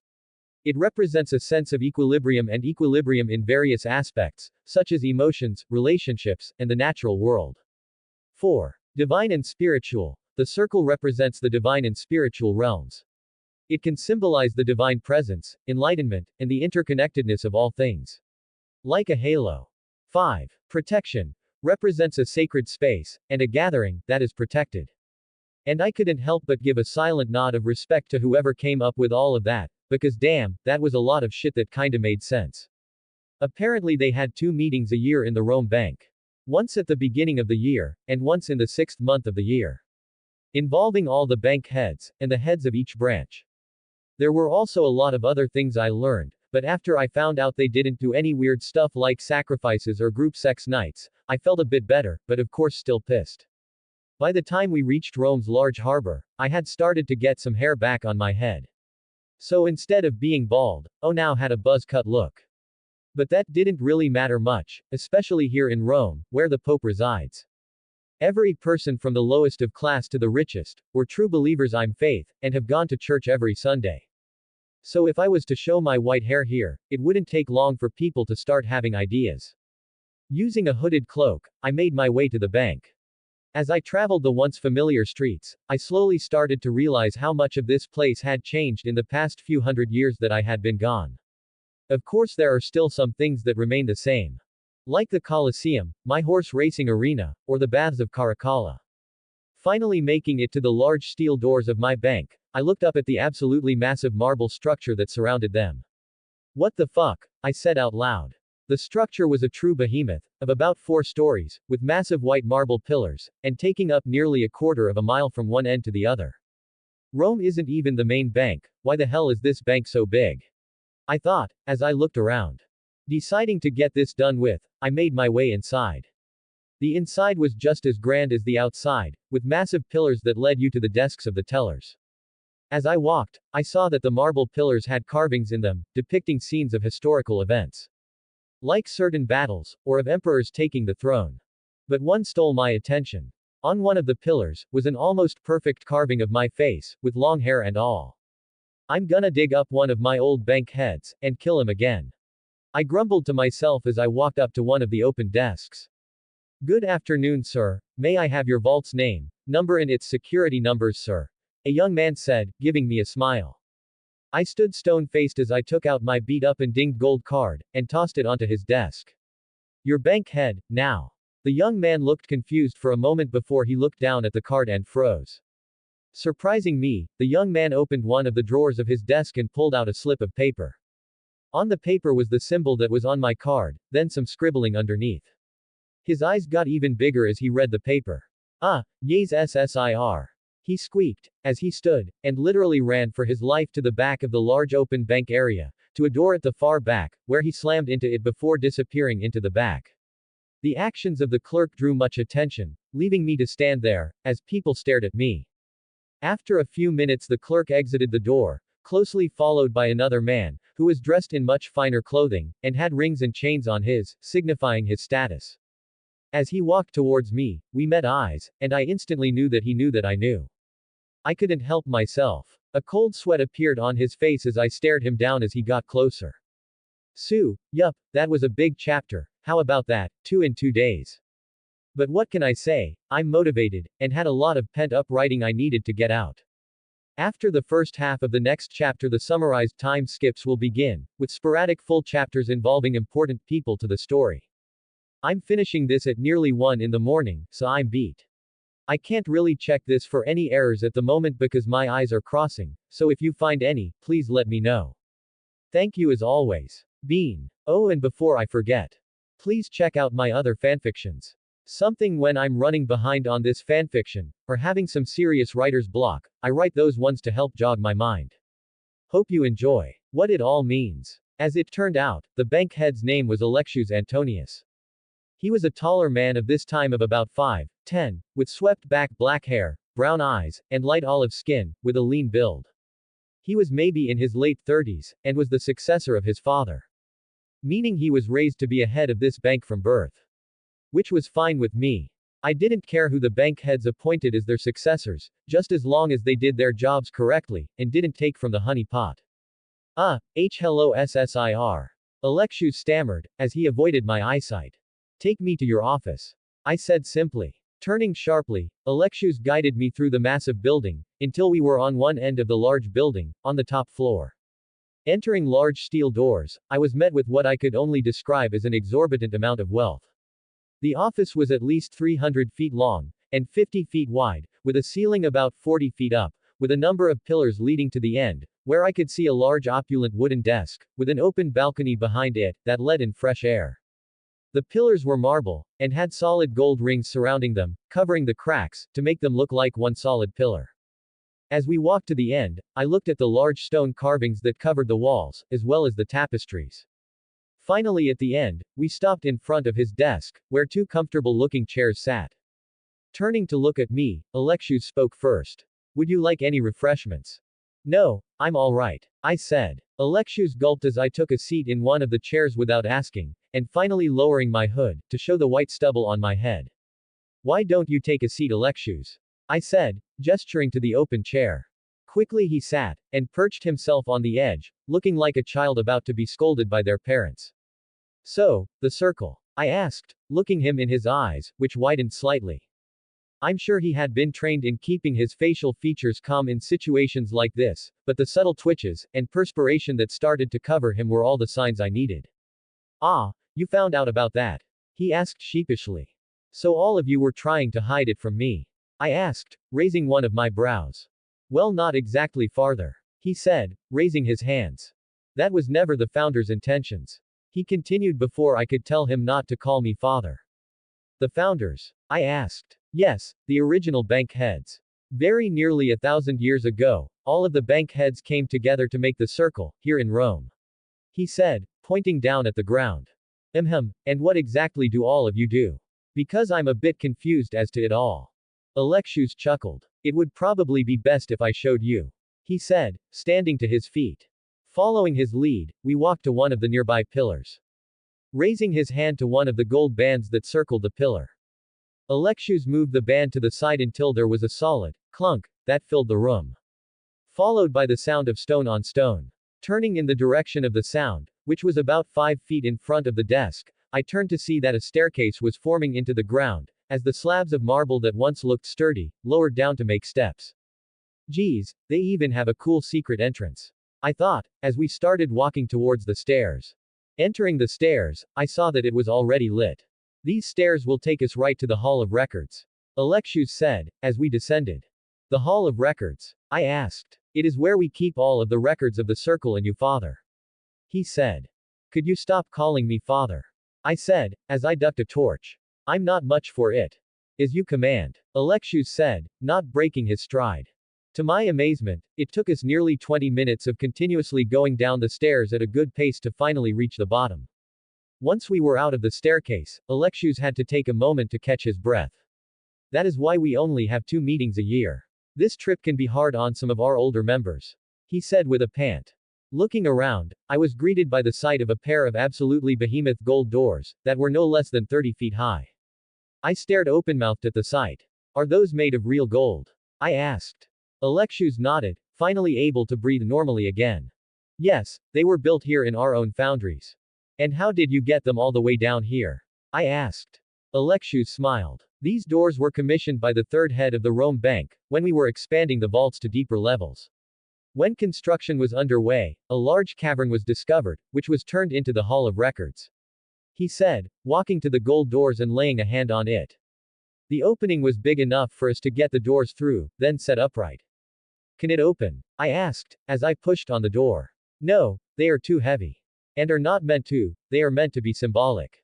He said, while pointing past me, to what looked to be 3 large plaques. In multiple languages, like Sanskrit, for the bank head in India. Then there was Arabic, for the bank head from the Middle East. Then lastly there was one in Latin, which the bank heads from England, Rome, and Alexandria could all read. Reading the Latin one, I was a bit amazed at what it said. Gold doors, gleaming with unattainable beauty, stand as reminders of the tantalizing desires that remain out of our grasp. They beckon, yet remain forever closed, serving as symbols of the untouchable dreams and opportunities that challenge us to seek new paths and unlock the hidden treasures within ourselves. Then underneath that were more words. Success and achievements. These golden doors can symbolize the rewards of hard work and success, the achievement of goals, reaching a high level of accomplishment, and the fulfillment of dreams.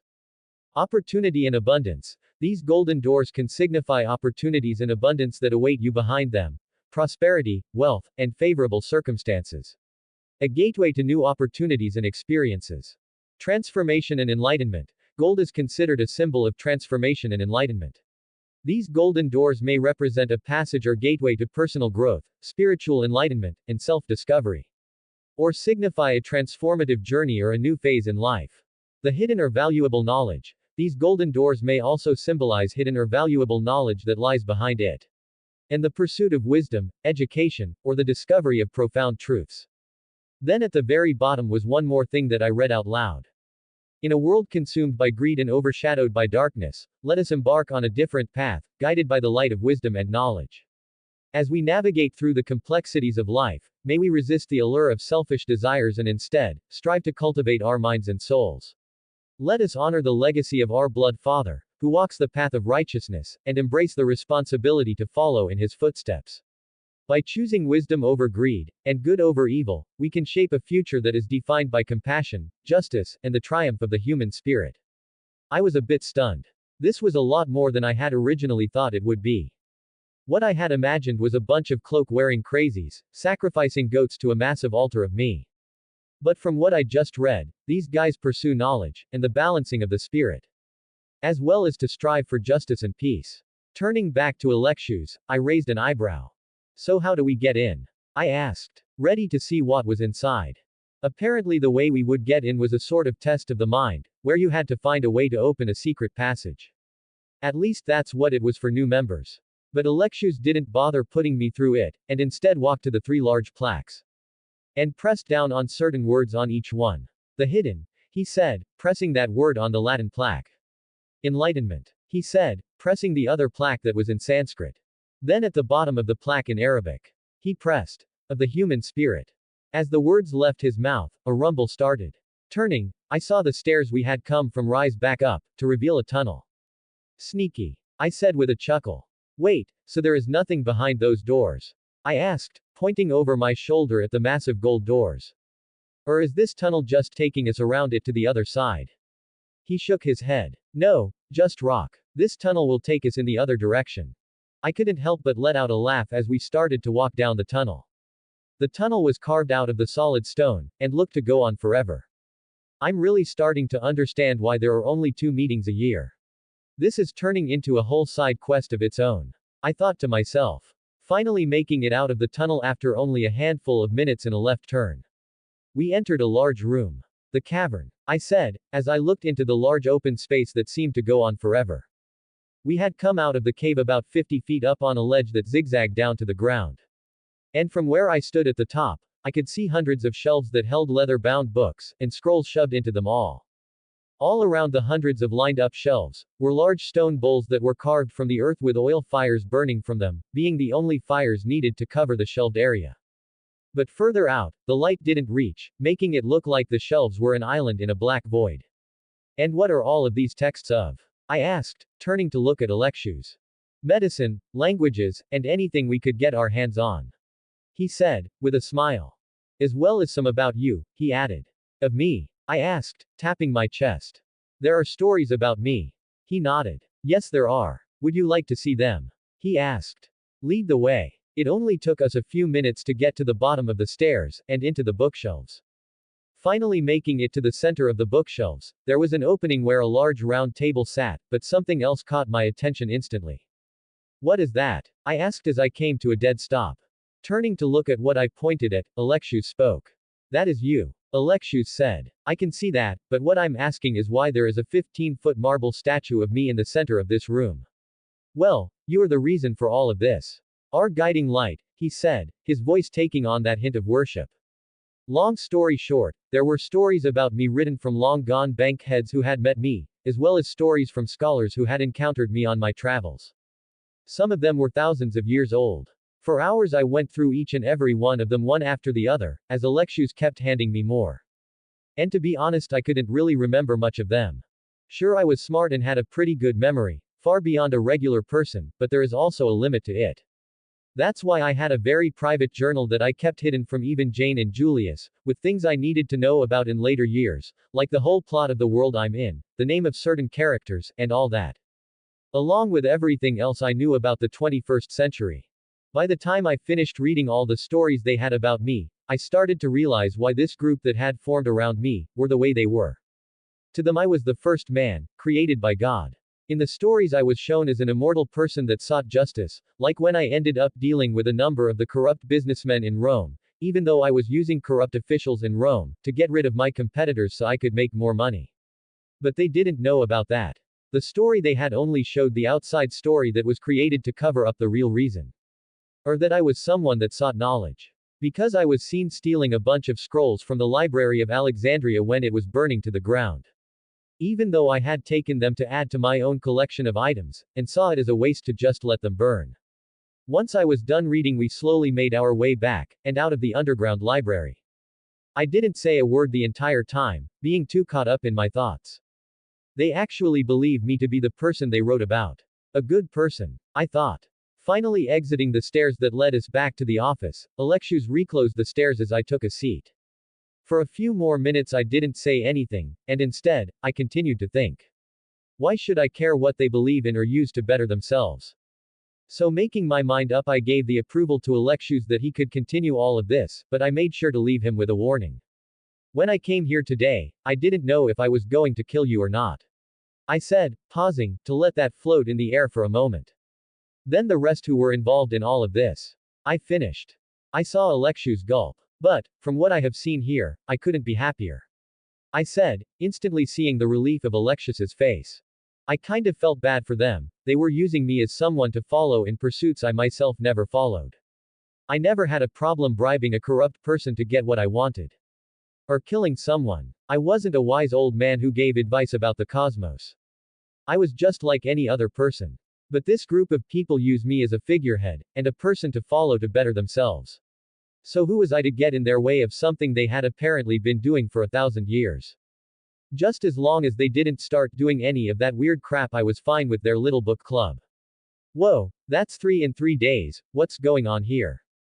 I decided to end this one here so I can start on the skips in the next chapter.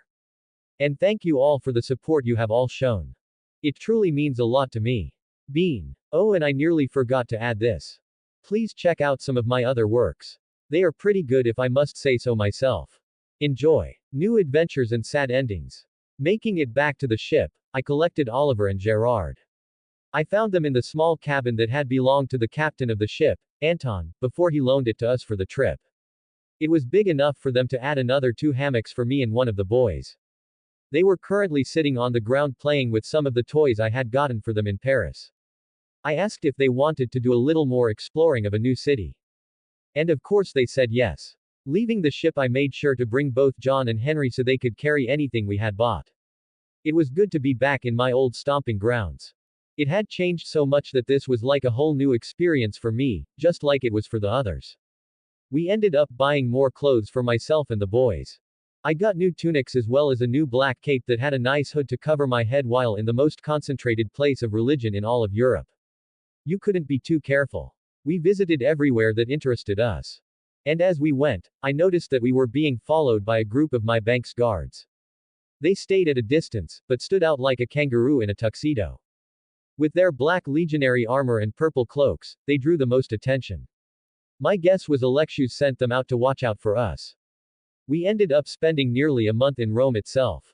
Exploring, and just relaxing. While we were there, I also made a few paintings of the place, making sure to make it as realistic as my abilities to paint would allow. Because who knew, maybe historians would love to know what ancient Rome looked like fully instead of guessing. After that, I decided to continue our little expedition, and went east. Using the same ship again, we went east to Egypt. This change of climate was hard on everyone, but after a few days, and a couple of tips from me on how to stay cool, they started to improve. I made sure both Oliver and Gerard had the best clothes for the weather, and showed them how to wrap their head scarves, if they wanted to cover their faces from the wind and sand. Again, we shopped and bought anything that caught our attention. I also spent a few days painting Egypt and what remained of the pyramids. After that, I decided we would go across land to Baghdad, which was the center of everything that was happening in the Middle East at the moment. By now it had already been nearly 2 years, and both Oliver and Gerard were growing. It truly amazed me how much kids grow in such a short time. Not even 10 years old, Gerard was nearly 5 foot, while his younger brother Oliver wasn't far behind. Both boys were like sponges, taking in the world around them. From languages, to cultures, and different climates, like fish to water. They could now speak with John and Henry, after many nights by the fires, as I teach them the languages they wanted to learn. I had also shown them how to fight. At first I showed them moves with the pair of daggers I had gotten for each of them to carry. And as they grew bigger and stronger, I also showed them hand to hand, which they showed to be naturally skilled in. Baghdad was a blast, where the boys truly found their love for exploration. Many times I would let them run free in the streets.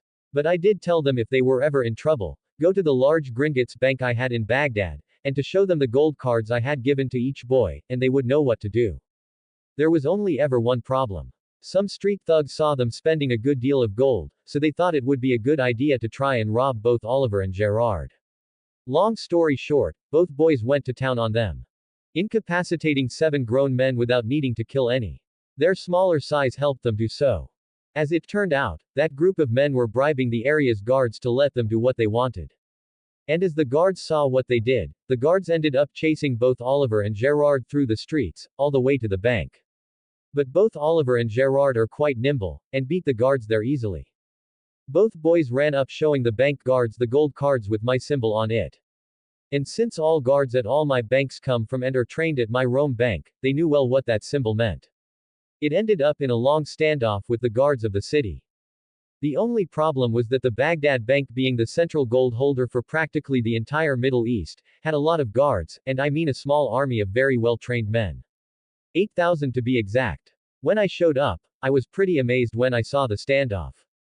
In front of my bank was every one of my bank's guards in their gleaming black legionary armor and helmets, with large black shields in front of them, making a long wall, with their purple capes fluttering in the wind. While all of the city's guards, known as the Mamluks, who were slaves and soldiers that were loyal to the caliphate, numbered around 10,000. They stood about 50 feet from each other. But without all the armor, or shields, and with crappy-looking swords. As it turned out, those thugs were a part of a much larger organization that was bribing a good number of the city's guards. And as soon as the corrupt guards were threatened by my guards, they called some of their buddies, who were also corrupt, who then called the rest of the guards that weren't. Everything was so jumbled at the time, that by the time the majority of guards that weren't corrupt got there, nobody knew what was happening, and assumed something bad had happened between the city's rulers and the bank, causing the standoff to ensue. The standoff only ended when Baghdad's leadership had to get involved, telling their men to stand down. They sent 10 large chests of gold as an apology. They did that because they knew my bank was the only reason Baghdad made so much money, and if we were to leave, its money would dry up quicker than a drop of water in the desert. As a result of all of this, they ended up sending their most loyal guards to investigate the issues. And let's just say, the city was short on guards for a while, as nearly a quarter of them were hanging from the city's walls. When they investigated the crime ring that was bribing the guards, it wasn't hard for them to find them. Mainly because I left the 300 heads of all its members in the center of their city in the most populated area for all to see. I ended up splitting the chests of gold that was given to the bank, to both Oliver and Gerard, opening up an account for them. So now both of them were richer than most nobles in their own right. We continued our journey a few months later, heading to India. We ended up staying in India for 3 years, experiencing its rich culture. The main reason why we stayed so long was because I decided it was about time to start expanding my banks some more. I sent a message by ship to Alexus in Rome to get everything started. It took 2 months to get a response, and that response was of a delegation to be sent to every ruler in India. Not for there to be a bank in each of their lands, but for the delegations to find out who would be the best rulers we can trust enough for us to place our bank in their lands. It took nearly a year for the delegations to get together again, and the ones to come out on top was the Delhi Sultanate. I left the whole planning thing to the delegations, and headed our own way. We decided not to continue east, as I got word of the Mongols causing some trouble. So we started making our way back to England. Of course we didn't just take a boat back. Instead we went by land, going from city to city or town to town. By the time we passed through France again to take a boat across, we had 4 carts with horses pulling them. I guided one, John and Henry with one each, and Oliver and Gerard together on one. It had been almost 10 years now, and both boys were practically adults. Gerard trying to grow a beard, but all he could manage was a patchy stubble at 18. And Oliver who had developed a love for the arts and knowledge. We got a ship to take us across to England. I wore a cloak to cover my now fully regrown hair, as we stepped from a full ship. Why is it so cloudy? Gerard asked as he looked up at the sky. Get used to it, it's always cloudy here, I said with a smile, as I looked around the familiar area. It took the whole day for all of our stuff to be unloaded from the ship. So to pass the time, we walked the streets of London. With its ramshackle buildings that looked ready to fall with the slightest gust of wind, and its winding roads that smelled of shit. I couldn't have been happier to finally be back. So this is where you come from? Oliver asked from behind me, as I led us. Kind of. I never really had a home, I was always moving from one place to the other. But I have spent more years here than anywhere else, so I guess it is. I said, sidestepping a passed-out drunk man. And why here? There are many other places that would be more favorable. Oliver asked. I chuckled. You might not be able to see it now, but one day this place will rival all the others. I hadn't told them of my immortality, and I wasn't sure if I would. Thankfully neither John or Henry had spilled the beans about that. Probably because we hadn't spoken of it since that night in the forest, all those years ago, so it was deep in their minds, buried under all the memories of the traveling we had done. But I knew it would only be a matter of time before I wouldn't have a choice. And besides, I did build a house here, so technically this is my home for the day that I'm too tired of all the traveling, and only think of relaxation. You have a home? Gerard asked with a chuckle. Yes, I have a home. I built it with my own hands.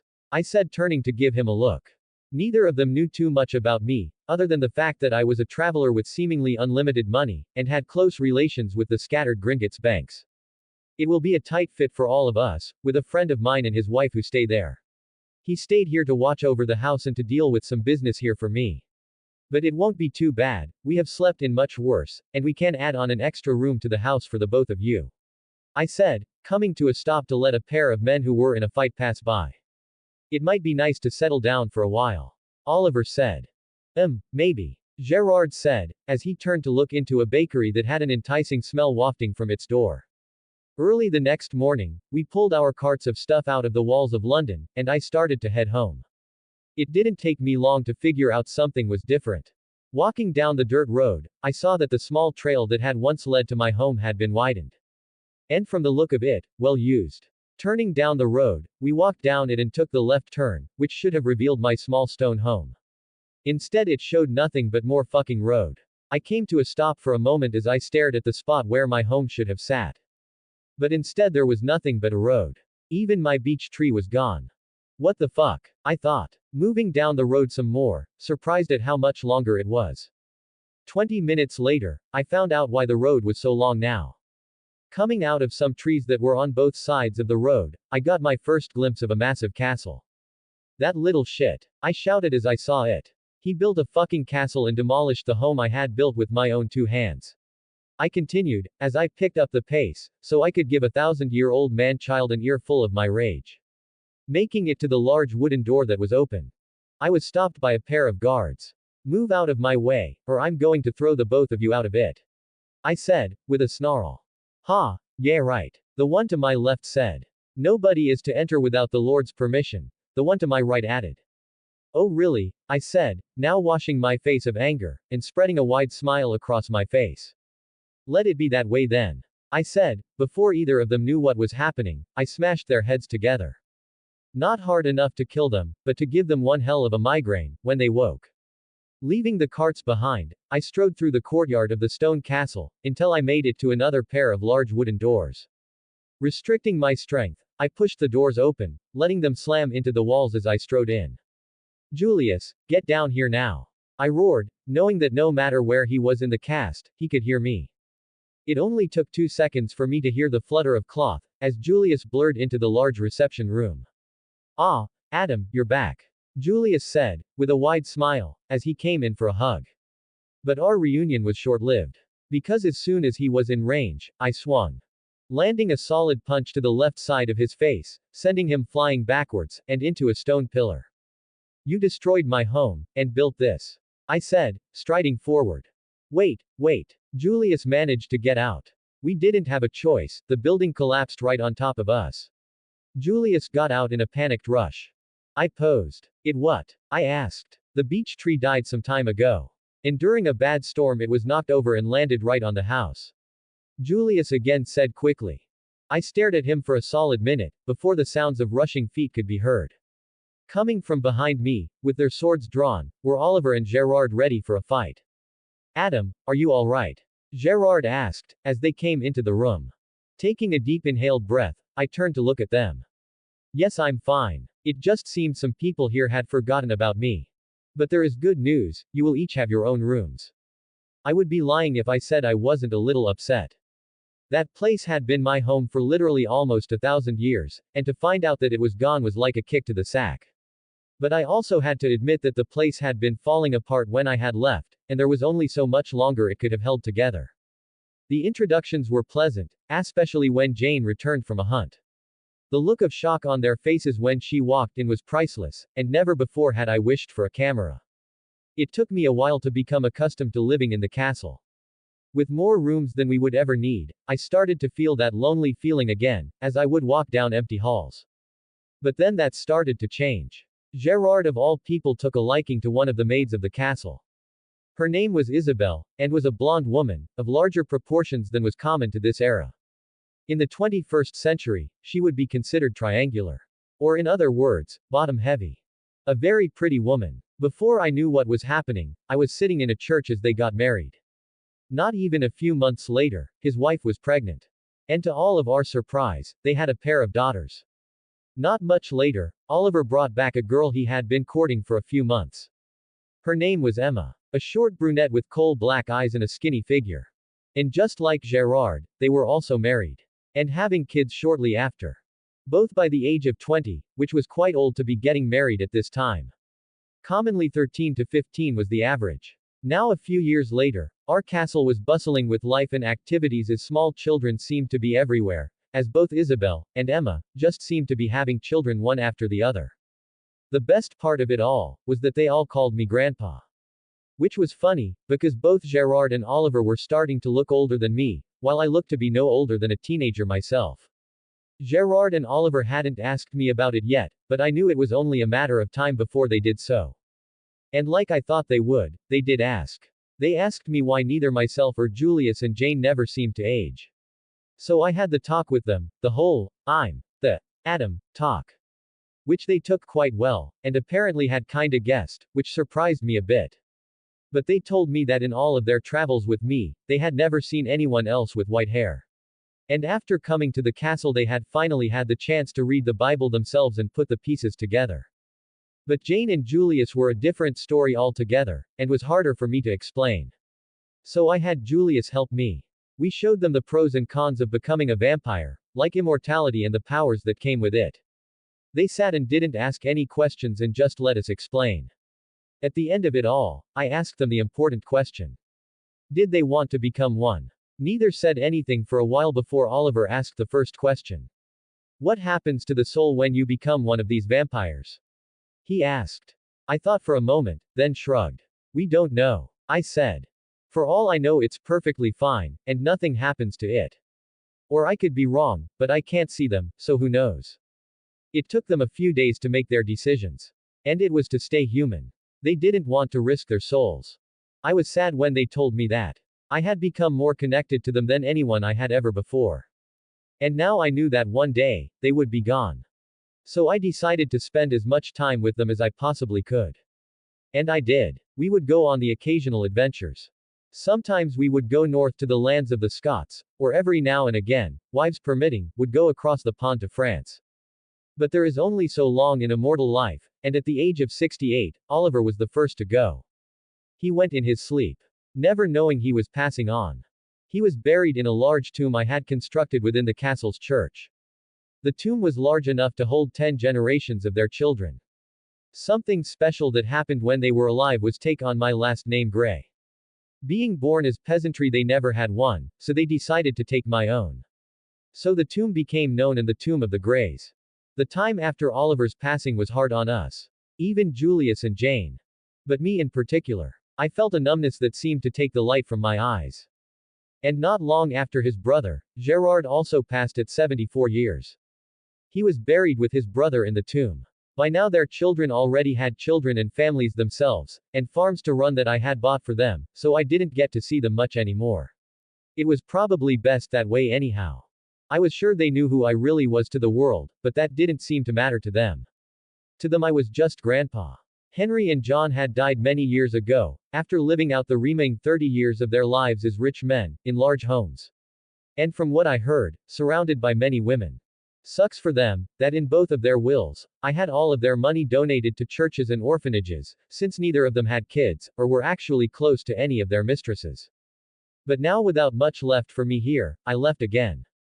With no destination, or an idea in hell of what I was going to do. Just that I needed time to heal. And I couldn't do that in a place that reminded me of my adopted children at every turn. Moving forward, a new guy. I left the castle. I didn't tell Julius or Jane. In fact, I didn't even take any of my belongings. Not my sword, clothes, or money. It was as if I had just disappeared without a trace. I didn't have a destination in mind, or a goal I wanted like I normally did before. Now I decided to just go. I started by going north to the land of the Scots, and after a small boat ride I made it to Ireland, where I spent some time by their sheer rocky cliffs. Not that I wanted to jump, but I found the strong gusts of wind there relaxing. I don't know when it happened, but I started to look like a beggar somewhere along my travels. With my torn clothes and my dirty appearance, I couldn't blame other dirty people from staring at me like I was a crazy person. Either way, I didn't care much, and continued my pointless journey.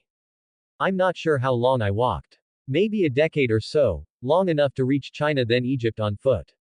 By then I might as well have been a wandering hobo with a stick and a small pouch at the end with my belongings. Except I didn't have a stick or belongings. Being back in Egypt got my mind back on Oliver and Gerard, which was a topic I normally tried to avoid. But I couldn't help but think. Would they want me to mourn their loss like this? To wander the earth with no point? No, they wouldn't. To die was their choice. But why did it have to hurt so bad? From that day forward, I changed. Gone was the wandering hobo. I wasn't quite ready to go back to England just yet, so I settled in Paris. As I soon found out, I had been wandering a lot longer than I had originally thought. As in 156 years. So in 1456, I opened a shop in Paris, France. But not just any shop, it was a printing shop. In the far back of the two-story building, were two massive printing presses. It wasn't hard to employ a skilled group of employees to work here. The only real issue was finding someone who could read, that wasn't a monk, noble, or scholar, who would be willing to work in a printing house. I found that person was to be a teacher, who left his job, to come work for me. His job was to deal with the spelling of anything we needed to press. At first business was slow, and we didn't have any work for a while. But at the time, the 100 Years' War was still raging on, and a political man decided to employ us to make pamphlets for him that he would be handing out at one of his little high-class parties. The panelists were a bit of a joke to me, because the pamphlets were directed at England, calling them barbarians, and all sorts of things, to make people believe England was full of a bunch of inbreds. And if they were willing to make donations to support the war. Although I knew otherwise, about England. Business is business. What I did differently than any of the other few printers in Paris, was I added my artistic flair to them. Using a brush, I turned a dry piece of paper into an illuminated manuscript. With my hundreds of years of art experience, I could finish each one in less than 3 minutes. Then on the very bottom on the back of each pamphlet, I would press a stamp that had the company name on it. The Paris Press. Apparently the pamphlets were a hit. And before I knew what was happening, my company was being swamped with orders. So much so, that I had to hire an extra shift, to work through the nights. Which meant I had to hire another person who could spell. It also meant I needed to hire someone who was good at art, to keep me from doing all the art work. Which was surprisingly easy. It seemed no matter the era, there were always struggling artists looking for work. We were also commissioned to press books as well. Bibles were the most common, while every now and again it would be something different. The real money makers were the books, where I could make a great profit. I ended up opening another 2 press shops in Paris alone. So deciding to spread out some more, I went to the second most populated place that wasn't months away. Rome. But before leaving I made sure to change my appearance. The last thing I needed was for my banker the Volturi to find out I was there, and it would also help me avoid the gaze of the church. I cut my hair moderately short, and made a hair dye from some henna powder I had gotten my hands on. Which turned my hair into a reddish brown. In 1471, using the great amount of money I had earned in Paris, I opened a small building by the docks that used to be a warehouse, and turned it into a small printing factory, where we could do multiple orders at the same time. It took a bit of time to get the printing presses into place and working. But that gave me the time I needed to find the skilled people I needed. It wasn't hard to find those who could read and write, and it certainly wasn't hard to find those who were good at art. All I had to do for that was to post flyers all over Rome asking any skilled artists looking for a job to show up, and I would test them. I also had it spread by word of mouth, just for some extra assurance. And like I had thought, Rome was packed full of artisans. By the next day, there was a line of young folks waiting by the doors. All I needed was 20 of them, so I decided to thin the crop and pick the best. One by one I had them come inside and tested them. Asking them to do simple things, then I would start to make it harder and harder. Most of them were truly skilled, but that didn't matter to me. If you couldn't do the hard pieces I give you to do, you weren't worth what I would be paying you, which was more than most in this city would be making. By the time it was dark, I had ended up with more artists than I had originally needed, but why not a few more for safety? When I was closing up shop and putting out the candles that were scattered around the building, a hard knock banged on the front door. Making my way there, whoever was on the other side banged a few more times. Reaching the door, I swung it open and dodged a fist that was meant for the door I had just opened. Startled, I stepped back, and was glad I had stopped myself from automatically going on the attack. Because the young man on the other side looked absolutely horrified at the avoided accident. My apologies. He practically yelled. I raised my hands. It's all right, no harm done, I said with a chuckle. I watched as the young man let out a sigh of relief. So what can I help you with at such a late hour? I asked, leaning on the door frame. Ah yes, the young man said, as he pulled a bag that was slung at his side open, and pulled out one of the flyers I had posted around the city and showed me. I am here for the job. Ah, well, sorry to tell you, but all of the positions have been filled. Sorry about that, I said with a shrug. Please, I can show you my abilities if you can just get the owner of the shop. I can show him my skills are more than enough for this position, the young man said in a panic. I just got here from Vinci, and could really use this job, he said, sounding even more panicked. I wasn't offended that he didn't think I was the owner of the shop. That had been happening all day long, with grown adults yelling at me to get my boss because I didn't want to hire them, all because their abilities weren't up to par. I crossed my arms. So you think you're that good, huh? I asked. I do, the young man said with surprising confidence. I looked him up and down. The young man seemed to have come from an at least middle-class family, and was of good health with longish brown hair. Reet, I said, pushing myself away from the door. What's your name, and where might I be able to find you, just in case one of the others doesn't work out? The young man took a step forward. Ah yes, my name is Leonardo da Vinci, and I will be at the Greenways Inn for at least a week, he said. But I didn't hear anything after da Vinci. Oh fuck, I thought, as I fought to keep my face from showing my shock. After a moment, I spoke again.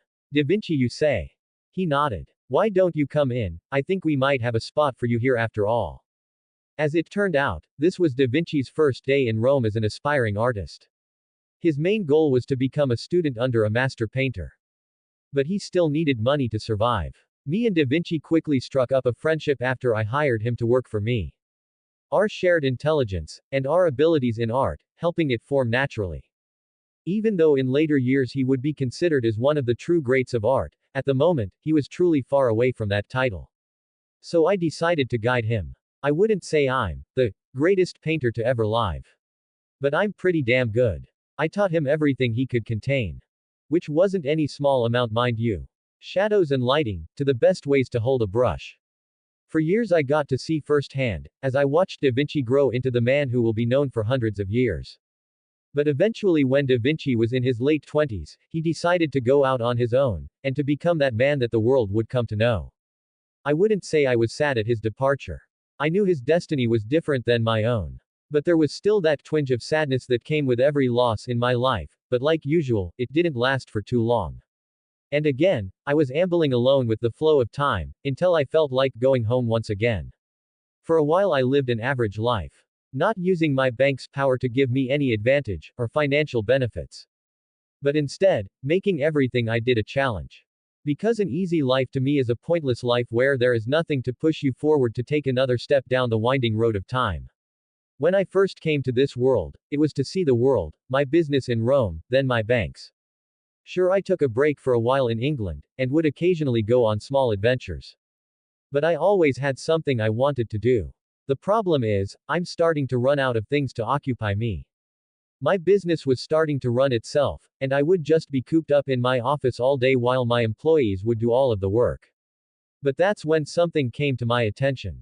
News has returned that a new land has been found. It wasn't hard to solidify the truth of the situation. Because everyone and their old mothers had a different tale of what they believed was happening. Some didn't believe it was another continent, but that they had hallucinations of this new world. But by taking a quick trip to Spain, I found the Pinta and the Niña, which apparently were two of the three ships that had returned. Even though it had been a full week since their return, most of the crew were still drawing in alcohol at local taverns, telling their tall tales for free booze. And stories they did tell. It was easy to know when they were overly exaggerating certain parts, but as soon as Christopher Columbus was mentioned, I knew they had actually discovered a new land, and one I would love to return to. Read bottom of chapter for plan on the next chapter. Julius Pav. Year 1640. Wrapping my cloak around my shoulders, I looked up at the moon's light, as I descended the steps of the Hampton Court Palace. It had been a long evening, of mingling, and political speeches, one after the other. And all I wanted now was to head home. But not before the 3-hour horse ride it would take to get there. The whole reason I was pulled so far into London, was because the throne wanted us to loan them exorbitant amounts of gold, to fund one venture after the other. But the rules were rules, and ones Adam made sure would never be broken. One of those was to never fund a monarchy. Which I tend to agree with. Most of them were too busy thinking of ways to get more power from each other, stabbing each other in the back, because they wanted more power. And besides, the taxes our bank pays them each year is more than enough. I'm starting to see why Adam got tired of this whole high life, as he called it. A servant brought my horse from the stables to me, saddled, and ready to go. I gave the boy a silver, and nimbly got on. At a steady pace, my mind was again overwhelmed with thoughts. Adam had been gone for a very long time now. More than he had ever been away. At first neither I nor Jane knew what happened to him. One day he was there, and the next he had disappeared without a trace to follow. He didn't even take his beloved sword.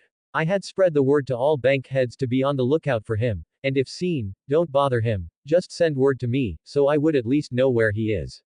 I'm not naive enough to think his disappearance was just one of his adventures. No. This was something else, and it was almost certainly something to do with Gerard and Oliver. After their deaths he wasn't himself. So all I could do was hope he was doing okay, and would soon be back. Leaving the city proper, myself and my horse trotted along the long dark paths that would take me home. The ride was actually quite enjoyable, and allowed me to decompress from the night's shenanigans of the nobility. With the sounds of the nightlife filling my ears. But 3/4 into my journey, my peaceful tranquility was broken by the sound of rushing feet. Whipping my head to the side, I saw a blur heading straight for me. Not needing to think, I brought one of my legs up and onto the saddle, using it to push myself into the air, as the figure slammed into my startled horse. Flipping mid-air to get a look at my vampiric attacker before I landed, I was startled to see him crouched over my now dead horse drinking from its neck. Landing 10 feet from them, on the dirt path on one of my knees, I stayed still, watching what was happening right before my eyes. What I could see of the figure, was a head of long dirty white hair, and pale white skin as they drank my horse dry. Adam, is that you? I asked urgently, as I stood to my feet. But I didn't get a response. Taking a step forward, I tried to get a better look at them, but the side of my horse was covering most of their face. Adam, I again asked urgently. This time when I spoke, the figure's head shot up and looked in my direction. The first thing to catch my attention was the blood-red eyes that were partially covered by the person's long locks. The second thing was that this person wasn't Adam, but was instead someone else. He looked to be in his early to mid-20s, and scared as hell. Chronicling back down slowly, I raised a hand. Hello. I said, simply. The young man pushed himself off my dead horse's body, giving me a better look at him. His fine clothes were torn and covered in a brown substance that smelled too bad to just be dirt. My thoughts were cut off by a well-spoken soft voice. How did you do that? The young man asked, never looking away from me. A newborn, I thought, as I looked at him with a raised brow. It's because I'm like you. I said, looking into his eyes for a reaction. You're a monster like me. The young man asked in a panic as he stood to his feet, in a blur of motion. We are not monsters, I said, raising a finger at him. We are no different than regular humans. I continued. You lie. He shouted. I have become the spawn of Satan. The distressed young man yelled as he pointed at the horse. I crave the blood of the living, I crave human blood, he continued, in a whisper. Was I once like this as well? I couldn't help but think, as the memories of my first night as a vampire flooded my mind. What is your name? I asked, in an attempt to redirect his thoughts. The young man stood there for a moment, as he looked at me. My name is Carlyle. Carlyle Cullen, he said, in a strong voice. Nice to meet you, Carlyle, I'm Julius. I said, with a wide smile, making sure my slightly elongated canines. The next chapter will continue with Julius and newborn Carlyle. Then it will move on to Adam and his adventures in the new world. I'm expecting to do about 3 or possibly 4 more chapters before the main story starts. Oh, and don't worry. Adam will be returning to Europe for a little more fun. Carlyle. Pav Carlyle, 1640. I managed to escape, but the others were not so lucky. I ran lost in the deep underground sewers that were littered under the streets of London. But the fire that radiated through my body from the bite had become too much for my body to handle and I passed out. I don't know how long I had slept for, but when I woke, I felt completely different. I was able to lift myself from the ground, as if I weighed as much as a feather. The once pitch blackness of the sewers was now like a shadowed room. Not bright, but nor was it dark. Instead it was a light gray color that allowed me to see farther than I believed I ever could have before. But overshadowing all of that was the smell. The putrid smells that bombarded me, made me want to heave, and want out of this place as soon as possible. It didn't take me long to find an exit. Coming out, I was greeted by the large half-moon that shone its light down upon me. I took in a large lung full of air, then released it. That's when the memories of why I had found myself in such a perilous situation hit me. Scrabbling for my collar, I felt for where I had been bitten. But there was nothing but dried scum from my venture of the sewers. A weight was dropped from my shoulders as I guessed I had only been nicked, or it had been my imagination. Closing my eyes, I dropped a hand to my chest, and thought of a prayer to the Lord for my protection. But as I placed my hand over my heart, I felt nothing. Slowly opening my eyes, I checked again by shoving a hand up my tunic to feel again. But like before, there was nothing. Also, there was something wrong with my skin. Instead of the warm soft flesh I once had, I now felt a cold rough texture, that felt like slightly hardened skin. But unbeknownst to myself, as I was lost in my panicked thoughts, a drunk man carrying a bottle in hand, had started to stumble down the alley where I had found my exit. The drunkard stumbled to the side, hitting the wall. But as he tried to stop himself, he used the hand with the bottle. The man cut his hand as the bottle burst under his exorbitant weight, sending my brain into a frenzy, as the soft wind blew the scent of his blood in my direction. I could barely hold myself together, and keep myself back from what my body instinctively wanted me to do. Using one of my hands, I covered my nose and mouth, as a liquid that tasted different than my saliva filled my mouth, making the thought of blood filling my mouth a better idea than the bitter saliva. Taking a step away, I watched as streams of blood flowed freely down the man's hand and forearm, as he cursed a storm my father would have disapproved of greatly. My eyes seemed to be stuck on the crimson droplets as they fell to the ground in slow motion. I must leave, I mustn't become one of those demons, I thought, before I used all of my force to turn away from the hurt drunk man. As I turned, I started to run, to get away from the smell and sight of blood, as I felt my self-control slipping away from me. But as I ran, everything around me blurred, as I found myself at the other end of the long alley, before I even knew what had happened. But again, as I came to the end of the alley, I was met with more night-goers, who were out and about to enjoy the late-night drinking at the many pubs that scattered London. Their smell, it's so, I cut myself off as I felt myself think of the smells I was finding so delicious. Biting down on my lip, I forced myself to put my head down, as I tried to get away without running and drawing more attention from those who passed me as I was already getting from them. It was like agony, as thoughts filled my head of murdering everyone I passed, to quench the thirst that was becoming worse by every second. But I would rather die, than kill an innocent person for my own needs. It seemed an eternity before I finally managed to leave the city itself, and be gone from that hell that wanted me to sin, the most terrible of sins, murder. Now gone from the city, I started to run again, without a destination or plan in mind, other than to save those who were in danger of myself. For an untold distance I ran, until I finally came to a halt. What have I become? I thought as I fell to my knees. A well of fear and anger filled my heart as I thought of the demon I had become. Something my father had committed his life to eradicating. Streams of a light white liquid fell down my cheeks as I looked up at the moon that seemed to hand right above my head. Why have I been so forsaken, to become such as I have? I whispered to the moon, hoping God could give me an answer for this. But there was nothing. Closing my eyes, I dug my hands into the soft earth, as I grieved. But as I wallowed in my self-pity, my ears picked up the sound of horse hooves in the distance. My eyes snapped open, as the sound came to me. And finally filled with grief and anger. I let myself be overtaken, and let my instincts take over. In a blur of motion, I shot away and headed towards the sound of a horse, which always meant person. I sat in the back of my mind as I watched my body run towards the sound. Dodging trees and brush, I was like a wolf on the hunt for its prey. But as I came out of the tree, I managed to get a look at the young man who was seated atop the horse. He looked no older than a boy of 16 years. With fine black hair in a ponytail, and fine clothes. And a sickness clutched at my soul as I thought of cutting this young man's life so short. In an instant, I regained control of myself for only a moment, as I changed my direction from the boy to the dark brown horse he rode. The Americas. Sorry everyone, my brother's truck got totaled the other day while it was parked, so I have been dealing with all that for the past few days and haven't really been in the writing mood. I felt sick, and I mean holy fuck, why am I so stupid sick? I wasn't actually sick or anything, it just felt like the ship was being steered by a 5-year-old with ADHD that thinks hitting every wave is fun. Causing me to be nauseous. Adding to that in the waves, was the smell of the inside of the ship. The pungent smell of unwashed men nearly brought tears to my eyes, as if I was pepper sprayed. Thankfully our voyage was coming to an end, as it had nearly been 3 months of this torture. I managed to bribe one of the mastermates of the ship enough to get a meeting with the man himself, Christopher Columbus. And let me tell you, the man was a dick. I don't know if he had always been like that, or if it was a rather new development, that caused him to become quite the arrogant prick or not, but the man was just a straight up asshole.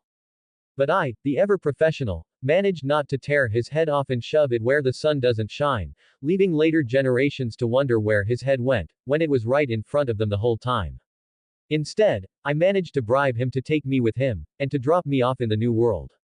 Surprisingly, at first he was a little hesitant, or at least he was until I gave him a bag of gold the size of his head. I didn't end up on the same ship as him, but on one of the other 17 ships that left to the new world, that would drop me off along the coast of what will become Mexico, while Columbus and the other 16 ships would be looking for somewhere to build an outpost for future colonization. We separated from the other ships about 3 days ago, and land had finally come into sight. Standing on the deck, all I had with me was a broadsword strapped to my waist and some heavy-duty clothes that would last longer than regular fabrics. Other than that, I had nothing else to bring with me. Everyone on the ship thought I was insane, but I didn't care, I was finally coming back to the Americas. By this time, my hair had also reverted back to its usual white color, from the 3 months I didn't re-dye it. Thankfully, none of the men on board were particularly religious men, and left me alone. The ship stopped a good distance from the shore, so I was brought to it by a small rowboat. The water was crystal clear and the golden sand under it gleamed in the sun. As the small boat hit the sand, I leapt from it, hit the sand with my boot-covered feet.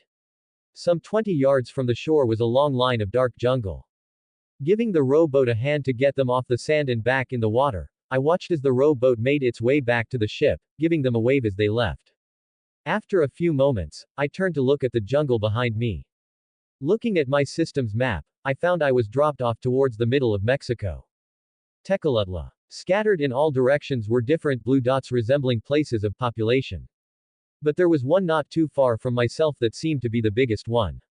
So now, with a destination in mind, I headed in that direction. The tropical landscape reminded me of India, with its thick green tungles.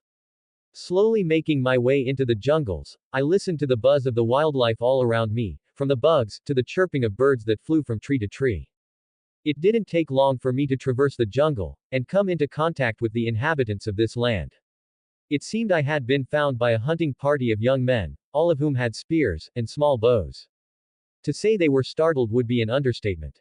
Most of them were smaller in stature, around 5 feet 4, with wide facial structures and black hair with brown eyes. All of them only wore a fiber cloth around their waists, and had weird headbands with feathers around their heads. I had heard them long before I had even seen them. With the thick tropical brush in their way, it was like a small stampede was heading straight towards me. I stood still and waited for them to see me, which wouldn't have been hard. I stood well over 6 feet tall and had white hair. I couldn't have stuck out more than a kangaroo in a dinner jacket at a fancy dinner party. When the man leading the group first caught sight of me, his first instinct was to react, which was to bring a tube-looking thing to his lips and blow a dart right for my chest. Likewise, I acted on instinct. Catching the fast projectile with my hand, I brought the dart up and looked at it, while the group of hunters looked at me in astonishment. The dart looked to be a thin piece of wood shaped like a nail with a dark blue feather on the back of it. Looking up at the group of younger-looking me, they seemed to freeze when they saw me. Dropping the dart to the ground, I lifted a hand to wave at them. "Hello," I said, trying not to seem threatening to them in any way. They all looked at each other when I spoke, all in clear confusion at my words. Tapping my chest, I spoke again. "Adam, friend," I said slowly, knowing they didn't understand my words. The first to respond was the one who had shot the dart at my chest, who I guessed was the leader of the group. He only took one step forward, making sure to keep his spear at the ready, just in case I decided to do anything funny, even though if I wanted to kill him, his spear wouldn't slow me down in the slightest. The man seemed to be in his mid to early 30s, with a few scars running along his arms and on the side of his face. He spoke to me in a language I had never heard before, and resembled no language I knew. But he did hit his chest a few times, so I guessed at what he was saying. "Okotlin," he said again, tapping his chest. "Okotlin," I said, pointing at him. He nodded his head and a smile grew on his face. Surprising me, Okotlin took a few more steps forward until he was only standing a few feet in front of me, looking me up and down. He nodded his head a few times, seeming mystified at the clothes I wore, as well as the strange color of my hair. Him stepping forward was like a break in the dam, and before I knew what was happening, I was surrounded by the entire group of hunters, who were poking at me and feeling the rough cloths I was currently wearing. And a few times one of them would pull at my hair, and rub the strands through their fingers, looking to see if the color was real or some kind of trick. But once one of them went to pull my sword from my side, that's when I decided to put an end to whatever was happening. Grabbing the handle of the sword, I pushed it back down into the scabbard as I took a step back, and away from the group. They seemed confused at what had just happened and why I had stepped away from them. That's when Okotlin started speaking to the group again, and from the sound of it, he didn't sound happy about something, and was chiding the group. The verbal beating only lasted a few moments, before he turned to me and spoke again, more than likely an apology. I just nodded my head, and smiled. From there he started to wave at me to follow the group. Which I did. For close to an hour I followed them through the hot jungle, until we got to the top of a rather large hill, and I got my first sight of their home. What I saw truly baffled me. Sitting in the middle of a lake was an island with a massive city on it, with 3 bridges connecting it to land. The island had thousands of houses on it, and from where I stood, I could see a total of 6 large pyramids on it, with one truly massive one in the middle. They weren't as large as the ones in Egypt, but the biggest one got pretty close to the smaller ones that had been built over there. Making our way to one of the bridges, we started to pass others who were going about their days. All of them stopped to stare at me as we passed. Most of them, man or woman, wore tunic-looking shirts that went to their knees with belts to keep them on, with sandals on their feet. And it also surprised me to see not one of them was over 5 feet 5, making me feel like a true giant among normal people. The farther into the large city, the more impressed I was. Because unlike what I had experienced in Europe and other places, this city seemed to actually be planned and well laid out, with dirt streets and one-level homes in perfect placements. But when we passed a massive market that had thousands of people walking about, was when I truly had to take a moment to soak everything in. But I couldn't think for long, because people were starting to notice me, and they wanted a closer look at me. Swarms of people started to appear all around me in a mob, all wanting to look at me. Thankfully Okotlin and his other hunters used their spears to keep them at bay. Pushing me along, Okotlin pointed towards the pyramids as a destination for us to go. So with a large mob of people following we continued, until we were standing in front of the largest pyramid. Standing in front of it, was a group of older men, who seemed to have been warned of my arrival. They all wore more beads and other knickknacks than anyone else I had seen so far. They also had large head dresses on them that had large feathers of different colors with gold inlays on the metallic headbands. But standing in the middle of them, was a man that had the same kind of headdress, but all it had was green feathers, and a pure gold band on it, with a jewel right in the middle. He seems important. I couldn't help but think, as he looked me dead in the eyes for a few moments. But wanting things to get too awkward, I lifted my hand, and spoke. Hello. As soon as I spoke, it was like my interactions with the hunters. Whispered conversation spread over the crowd, while the man in the green head-dress turned to the other men by him, while they whispered in his ear. After a few minutes of this, the man in the green head-dress raised his hands into the air and spoke. To me it seemed he was quieting the crowd of people. And within seconds it was quiet again. Allowing the man to speak again. I couldn't understand what he was saying, but it was like he was giving a speech, before he pointed at the clear blue sky, then yelled a few more words. His words seemed to send the crowd into an excited frenzy, before they all started to chant. And to be honest, it sounded kinda eerie, and haunting. Then a middle-aged man eagerly stepped from the crowd and approached the group of men in headdresses. As soon as everyone saw this, they let out a loud cheer that made me go deaf for a moment. I was confused as all of this happened, until Okotlan stepped up beside me, and smiled up at me, and spoke in his language. But I still couldn't understand. But he tugged my arm, and led me to the man in the green head-dress, and before I knew what was happening, I was led to a large stone building, that I guessed was a small palace, and was taking a bath, in heated water. By the time I was out, the sun was starting to lower, and I was led back to the pyramids, which by this time, was lit with many torches, and was nearly completely surrounded by people. I was led to a shaded area that had nice wooden chairs with the man in the green headdress seated. When he saw me, he gave me a wide smile, and pointed to another chair next to his, which I gladly expected. By this point, I figured he was the ruler of these people, and I should just do as he says. As I sat, a pretty woman came by with clay mugs of an aromatic-smelling drink, which I soon found out, tasted like mangoes, and had an alcoholic aftertaste. I couldn't help but down the drink in one large gulp, as a flavor I hadn't had tasted in thousands of years touched my tongue. When the leader of these people saw this, he pointed at the woman again, and told her something. But shortly after she came back with a jug of this stuff, I couldn't stop myself from grabbing the entire thing from her, and downing even more of it. Which made the man in the green headdress laugh loudly. Holding my second jug in my lap, I now sipped it instead of chugging it, when another lady came by, holding bowls of fruit, which she handed to her leader with a bow, then myself, also giving me a bow. What I saw in the bowl was an assortment of different fruits, like banana, mango, papaya, and guava. I couldn't help but let out a smile as saliva filled my mouth at the sight.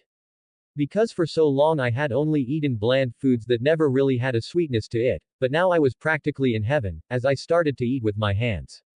9 whole bowls later, something started to happen at the top of the largest pyramid, as a large flame was lit at the very top. Setting my bowl down, one took another long sip of my fruity mango beverage, as I watched what was happening. With my perfect eyesight, I was able to see perfectly what was happening. Standing all the way at the top of the pyramid, was the middle-aged man from earlier today, as well as the other men with headdresses. They seemed to be talking, when he was led to a pedestal by the stairs. Then to my bewilderment, they started tying him down, so his head was right over the stairs. That's strange. I thought. That was before one of the headdressed men pulled out something that looked like a long paddle with sharp ends and started chopping the man's head off. Choking on my fruity drink, I couldn't help but be startled at the sight of butchery that was taking place so suddenly. In 2 solid swings, the man's head was cut clean off, and started bouncing down the many steps, while blood spurted from his headless neck. Oh fuck, I said, as I watched the head bouncing. Ooh fook. The leader of these people said next to me as he gestured to the skeptical. In the days after that, I managed to put the pieces together of who these people were. It took me so long, because being someone from the far northeast of America, Aztec cultures wasn't exactly a common top. At first I couldn't tell if this was an Aztec city or a Maya. But I heard they called themselves the Mexica, which sparked a cloudy, almost forgotten memory in my head, about a Joe Rogan podcast I hadn't listened to in a while, about ancient civilizations in Mexico, and the man who was explaining a Aztec city deep in the forest that had been covered completely by the forest. He refused to them as the Mexica people. I know Joe Rogan did have a podcast about this topic, but I don't think that was ever brought up. Thankfully, they didn't have any more sacrifices while I stayed there, but even if they did, I wouldn't do anything about it. This was their way of life, and I had no right to stop them from doing something that was part of their culture. I ended up staying for roughly a month, before I decided it was time to continue my journey. So late at night, I gathered all I had gotten while here, and left, not leaving a trace to be tracked. I ended up continuing south, where I ended up running into the Maya people, where something like what happened with the Aztec people happened. I was led to a large city, where a sacrifice was done on a large pyramid, and a celebration ensued. Again, I didn't stay too long, and continued south, running into other much smaller groups of people, and tribes. I lost track of time as I finally made it to the bottom of the South American continent, and got a look at the gleaming blue sea. To get here I had to travel through some of the harshest terrain I had ever experienced before, and I couldn't have been happier. I managed to see some crazy wildlife up close, and be the first person from the outside world to come into contact with certain tribes. It took another year for me to make my way back up to Mexico, where I made stops at some of the Maya and Aztec cities, before I continued north after passing the Rio Grande River. As soon as I was on the other side, I could help but fall to my knees and give the dirt a kiss, out of pure excitement. I started my journey, by going through Texas, at a westward angle, hoping to make it to the Grand Canyon. At the moment, I was walking next to Tony, my alpaca who was carrying the cool knick-knacks I had collected over my journey, as well as my food and water skins. The reason I was using an alpaca to carry everything instead of a horse was because, to my surprise, there are no horses in the Americas yet, or at least there might be, and I just haven't found any. And due to the fact that most of Mexico is intense jungle terrain at the moment, anything bigger than the 100-pound Tony wouldn't be able to move through it. I got Tony as a gift from a town leader, when he was still young. And over my travels, I taught him to stay with me and to not wander off, or particularly not to spit at me. Tony had white puffy hair that I had to cut every now and again, but other than that he was great. Surprisingly, I didn't run into a single person during my entire trip, and after 4 months of continuous walking, I finally got my first glimpse of something I never saw in person in my last life, the Grand Canyon. It was stunning to see, and truly breathtaking. With its red rocks that can be seen for miles, and its large peaks, I couldn't help but find it all relaxing. But after a few days of camping out there, I decided to head west again, in search of some shape-shifting humans. Using my system's map, I headed towards Washington State, where I saw a few small blue dots. Along the way I came in contact with my first Native American tribe, but unfortunately they were on the move, and wanted nothing to do with me, so stayed at a distance and only watched me. That was fine by me though, because I had a few hundred years to get to know them. Continuing on, I managed to meet a few more tribes who actually seemed interested in me. Though at first they were hesitant, they eventually came around. Something I learned as I met other tribes was that their languages were all different. Sure, some had similarities, but at the same time, they were completely different. Also, their traditions as well as their styles differed greatly from tribe to tribe. Some tribes liked to cover themselves in paints, while some preferred to create bands out of animal hides. It varied greatly among each. But as I slowly made my way northwest, I managed to learn enough of their languages that I became a sort of traveling storyteller, where I would tell the stories of Europe to them. Like Homer's Odyssey, The Boy Who Called Wolf by Aesop, or Mahabharata by Vyasa. Using Tony as my sidekick in all of the stores. But eventually, I made it to Washington State. By this point, I had taken on some of the dresswear of the people of this land. I no longer wore a shirt, and decided to let my hair grow extra long again. My pants were warm animal hide, as well as my makeshift shoes. Tony looked mostly the same, but had different colored beads in his locks that hung past his head. Making it to the state of Washington, I really got to see why the Cullen clan liked it here so much. It was beautiful, and as I made it to the Olympic region of the state, I found a place perfect for vampire inhabitants who would want to live among humans. It was always cloudy and raining here. Following my map, I found the Quileutes easily. Among the tall trees and by a rocky river, the tribe thrived. Onwards. The Quileutes were like many of the other native tribes I had met before. At first, the Quileutes were a bit standoffish, which I can't blame. How many people have they ever seen that look like I do? So quickly, they sent a small war band of their warriors to come and meet me. As I explained that I was a traveler who only seeked to tell tales, for some food and shelter, they seemed a bit more receptive to my presence. As it turned out, they had recently had a large number of accidents and sickness in the tribe. So as a show of friendship, I asked to be taken to any of their wounded or sick. Again they seemed a bit hesitant, but a young-looking warrior who for some reason seemed to be in charge, nodded his head a few times before telling me to follow him. As we walked, I was able to see deeper into the trees, where two long huts that looked like long houses stood. They were made out of woven tree limbs and had a thatched roof of dry reeds. In front of both were a small collection of fires where a group of elderly sat, bundled in animal furs. As they caught sight of me, a few of the elders started to talk to one another. But I didn't have a chance to listen in, because I was led into a large open area of one of the longhouses. Stepping into the dim area that was only lit by a smoldering fire in the middle, I was able to see people laying on mats on the ground. As I looked at them, I was able to see that some of them had wounds with makeshift herbal bandages, while some looked very sick. Nodding my head, I turned to the young warrior. On my alpaca, or animal friend, there is a large black fur bag, grab it and bring it to me. I said, as I kneeled down next to the person in front of me, to look at their symptoms. The middle-aged man had a high fever and was sweating like crazy. Looking him over, I didn't see a rash or cuts that might show that it was an infection. Probably a cold or the flu. I said as I felt the man's burning head. Just then the young warrior came back with the bag. That animal of yours is quite strange. He spit at me, he said, as he set the bag next to me. Yeah, Tony tends to do that to strangers he doesn't know while I'm not around. I said, mindlessly, and with a chuckle, as I opened my herbal bag.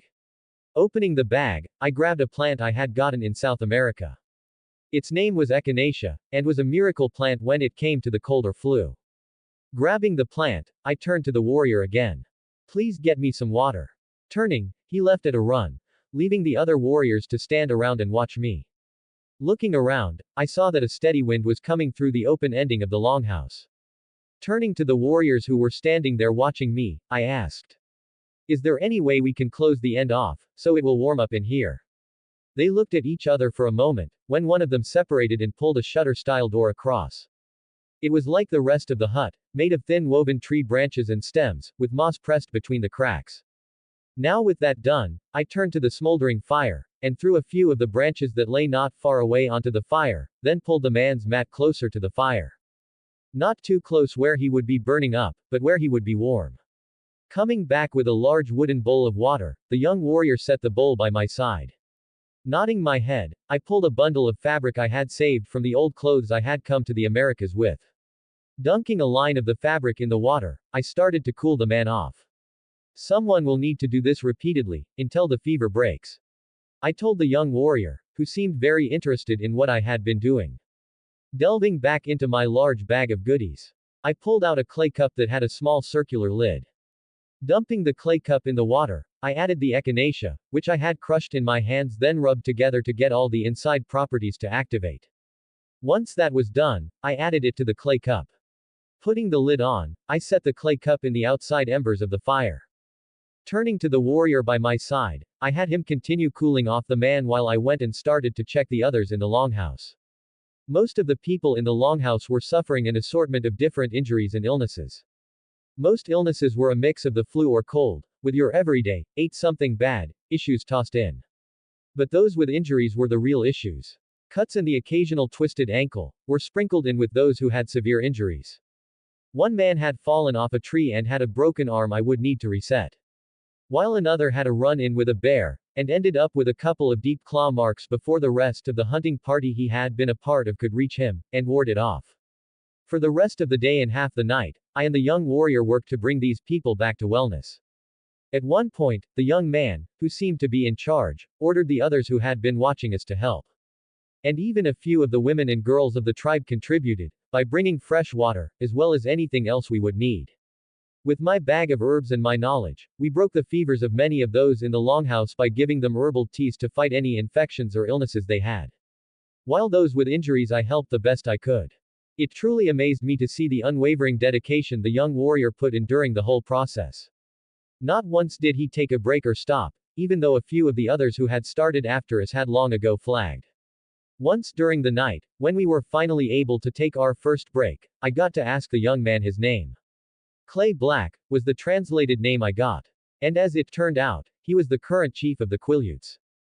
Although young, he was a nice enough kid with a good heart for his people. I ended up staying with the Quileutes for a solid 4 months.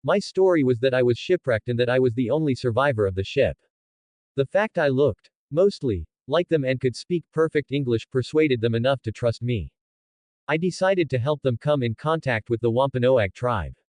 Otherwise known as the tribe that helped the Pilgrims through their first winter here. I had long since come to terms with the bad side of what will happen when more European settlers come to the Americas. It's inevitable that more will come, and no matter what I do, more and more people will still come. My hope of introducing the Pilgrims to the natives and telling the Pilgrims of the natives' culture was to curb some of the fighting that might arise from misunderstandings. But truthfully, I didn't have high hopes that it would really change anything. The diseases that will wipe out an untold number of native tribes were impossible to stop. Just like the fighting. But that didn't mean I would let the natives be wronged like they originally were in my old world. So, I ended up staying longer than I had originally intended. Being the peacekeeper between the two groups. But after I managed to teach a few of the Europeans the native language, as well as English for some of the natives, I decided to let things play out. I won't always be around to hold their hands. On the return voyage to England, we had been forced through two massive storms that would have done extreme damage to the ship if it wasn't for me. Thankfully, the main mast didn't break, but a few of the boards below did, sending geysers of water into the belly of the ship. But with my strength, I was able to plug the leaks in minutes while it would have taken the other crew members much longer, allowing us to keep going, instead of turning back.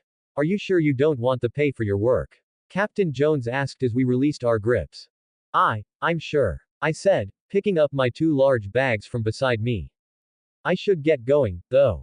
Let the family know I'm still kicking, I said, with another laugh and a wave, as I turned and started walking. As I traversed the bustling streets of London, I couldn't help but be amazed at all the new structures that filled the now massive city, as well as the numerous shops that filled the narrow streets. It was clear that there was no rhyme or reason for any of the streets, making it clear that there was no planning involved with the mishmash and confusing street layout. I had been forced to turn around a few times when I took the wrong street by mistake. After the second time, I resorted to using my system map to help me out before I decided to just use the rooftops to make it out. Eventually, I managed to find my way out of the city. And from there, it took me only an hour to finally see the castle, which now had a large stone wall with a gatehouse around it. Also, with a rather large-sized town surrounding it. Walking towards the large drawbridge gate that was currently open, I looked around the town. Compared to London, the town was perfect. Clean cobbled road going straight down the center of town, and well-kept houses and shops lining it. The people themselves were in better shape than most Londoners, with clean clothes and full unemaciated figures.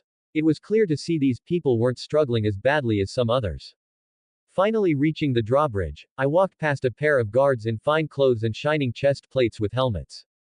Both men had stoic expressions on their faces and looked like they knew how to hold themselves. At their waists was a short sword in perfectly maintained scabbard. But propped on the ground between their legs, was a musket. With the butt on the ground, they held the barrel with both hands while staring forward. As I passed through the gatehouse, I was stopped by three other guards in the same attire as the one standing by the drawbridge entrance. Two of them carried their muskets on their shoulders, while the leading man only had his short sword. It was clear he was the leader, as his armor had fine work added to his, and a plume of white feathers seemingly sprouting from his helmet. The whole ensemble was finished off with a large mustache that was curled at the ends. "Good evening, sir," the lead guard said as he stepped in front of me to stop me from entering. "Here we go again," I thought, with a small eye roll, as memories of the last time I was stopped entered my head. "Are you here to see Lord Julius?" the guard asked as he unfurled a rolled scroll. "That I am," I said, giving him my best smile. He nodded his head, then asked, "And your name, sir?" At least this time, they are being polite, I thought with a chuckle, as I answered. "Adam Godas," I said, using my alias. All three of them seemed to freeze at my words. "Autumn," the guard asked as he looked up from his scroll, then at me. I nodded my head. "That's me," I said, with a raised eyebrow. The guard's eyes flicked up to my hair and seemed to widen even more. Then, in a clearly well-rehearsed movement, all three of them dropped to their knees and bowed their heads. "We have been expecting you, Lord," the lead guard said as he bowed his head even deeper. For a moment, I was taken aback. Normally, I have to knock some sense into people before they believe me. But this guy clearly knows who I am. You can stand now," I said. Thankfully, not needing to be asked twice, they stood again. With backs straight and their chests out. Lord Julius will wish to see you at once, Lord. Please follow us, the lead guard said in an almost reverent tone. Doing as he said, I followed closely behind the group as they marched towards the entrance of the castle. Reaching the large wooden doors, we had shipped from Germany. I watched as they pushed them open. Entering the large entry hall. Otherwise known as the kill box. Looking up, I saw 2 guards standing. Ready for intruders. From there, we passed 2 more large doors, where we finally entered the Great Hall. Which hadn't changed since the last time I was here. With arching ceilings, marble pillars, and floor. The entrance was created to make a statement to any visitors. And that was of wealth. It might not be the biggest one, but this castle was hands down, the finest of them all. And if Julius hadn't paid an exorbitant amount of gold to be allowed to build it, and keep it, it would have long ago been taken by a king or queen as their own. Since it even put the kings to shame. Right this way, Lord. The lead guard said, as he gestured with his arm, toward a medium-sized door. Which I remembered to be the large business room, where any visitors with business were greeted. Stopping the 2 other guards outside the room. The lead guard pushed the doors open and gestured me in. Nodding my head, I thanked him before he closed the door behind me. Stepping into the large opulent room. I looked around. The room was large, with a red rug taking up much of the ground, covering the stone. While the walls were covered in some of my paintings and a few tapestries, which depicted battles or stories. But smack dab in the middle was a large oak desk that had a high back chair behind it, with stacks of paper cluttering the desk. But what caught my eyes was the figure sitting behind that desk and in that chair. Just one moment, sir. Julius said as he scribbled away at some parchment with a quill. Sure, take your time. It's only been a few hundred years after all. I said, with a smile, as I tried to keep the mirth from my voice. The quill made a loud scratch, as it came to an abrupt halt. And like a bullet shot from a gun, Julius's head shot up, a split second before he rocketed from his seat, right for me. I only had time to toss my bags to the side before he slammed into me in a rib-cracking bear hug. Adam. Julius said excitedly. It's good to see you, kid. I said, with a loud laugh, as I patted his back. Separating from me, Julius looked me up and down. Where on earth have you been? He asked sternly. Oh, you know me. I was just on a little exploration trip, that's all. A little exploration trip. Adam, we have been looking for you for decades. Julius said, now sounding truly angered. Normally, we can tell your general location anytime you stop at one of the banks. But for nearly the past 200 years, nothing. It was as if you fell off the side of the earth. Julius said as he looked at my 2 large bags. Well, to be honest, I kind of did. I said, with a cheeky smile. Julius raised one of his eyebrows. What? He asked. I may or may not have taken a trip with Columbus to the New World on his second voyage. I said, as I watched Julius's facial expression morph, as he went through a myriad of emotions. From anger to confusion. Before settling on amusement. Jane won the bet. Julius said with a chuckle. Now, it was my turn to be confused. Bet? I asked. Yes. We had a small bet going on where you might have gone. Julius said with another chuckle. I thought you might have gone east to Asia, to live like some hermit on a mountain. While Jane had gold on you being somewhere none of us had ever been before. Julius said as he shook his head. My, what great friends the 2 of you are. I said, bemused. Well, come now, tell me about your journey. Julius said as he gestured to the 2 chairs in front of his desk. And so, I did. I told him of my trip there and of the natives of the land. I told him of the incredible places, like the Grand Canyon, or Niagara Fall, Yellowstone, and the many other places. I told him of the nomadic tribes that lived on the land and their culture. I didn't tell him of the Quileute tribe just yet and preferred to keep that to myself at the moment. As I was telling him of the voyage back to London, the doors to the room were pushed open. Julius. May I have a word? A man said, from behind me. Turning my head, I saw a man of medium height stepping into the room. Ah, Carlyle, just the man I was about to send for. Julius said as he stood to his feet. I would like to finally introduce you to the man I have been telling you about. Julius said. Please follow me on Patreon at Bean on Tree. Seoul. Julius POV. 1 month after meeting in the forest. Opening the secret entrance to the basement library. I descended the stone staircase that spiraled. The staircase itself was not lit by light. But the large room at the bottom was. This guy really needs to get out more, I thought, as I reached the bottom. The castle's secret library was a few hundred feet long, and a few dozen wide. With large wooden bookshelves stacked full to almost bursting, with the books and scrolls Adam, and Jane, had collected over the years. All from our travels across the land. Looking around, I saw the large table that sat in the front of the room, completely covered in books and scrolls. But looking around, I couldn't find Carlyle, who was normally seated at that table, reading one of the books or scrolls. Carlyle, where are you? I softly called out. Back here, came the muffled voice of Carlyle. All the way in the back, I thought, as I started towards him. The familiar smell of the old parchment paper brought back the many memories I myself had down here, or in the last house. Delving into one book or another. Finally making it to the last row of bookshelves. I saw Carlyle holding one of the large journals. Ah, I see you have finally found Adam's journals, I said, with a chuckle. This is a journal? Carlyle asked, looking up from the faded pages. It is, I said, leaning on one of the shelves. What language is this? Carlyle asked. I have never seen it before, he continued, looking down at the journal again. Well, for starters, you are currently holding the fifth journal, I said, pushing myself off the shelf, and walking past him. Walking to the far end of the last bookshelf, I pulled out a heavily worn book. This is the first one. Inside is a word key for the language, I said, flicking the book open, and pulling the rough sheets out. Altogether, there are over 50 journals.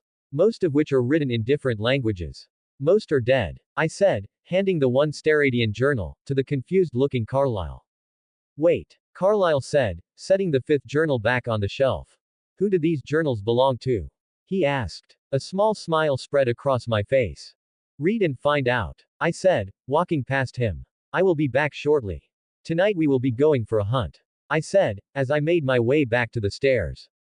Reaching the top, I closed the secret door behind me, so none of the servants stumbled upon it. The secret entrance was behind the main fireplace in the great hall. And was truly a marvel of design. Turning a gold lion's head that was set in the fine stone work of the fireplace mantel. Would lower the fire, and replace it with smooth stone. While at the same time lowering the back wall of the fireplace, revealing the stairs. Turning the gold lion's head back, would do the whole process backwards. Until the fire was back in place and the back wall closed up again. With that done, I made my way back to my and Jane's chambers. Opening the door, I stepped into a well-lit room. How was he, love? Jane asked, from her own chair, in front of the crackling fire. He is well. Reading as usual, I said, as I walked up next to her, and leaned down to kiss her. It was your idea to take him down there to keep him away from the servants, Jane said, with a small laugh.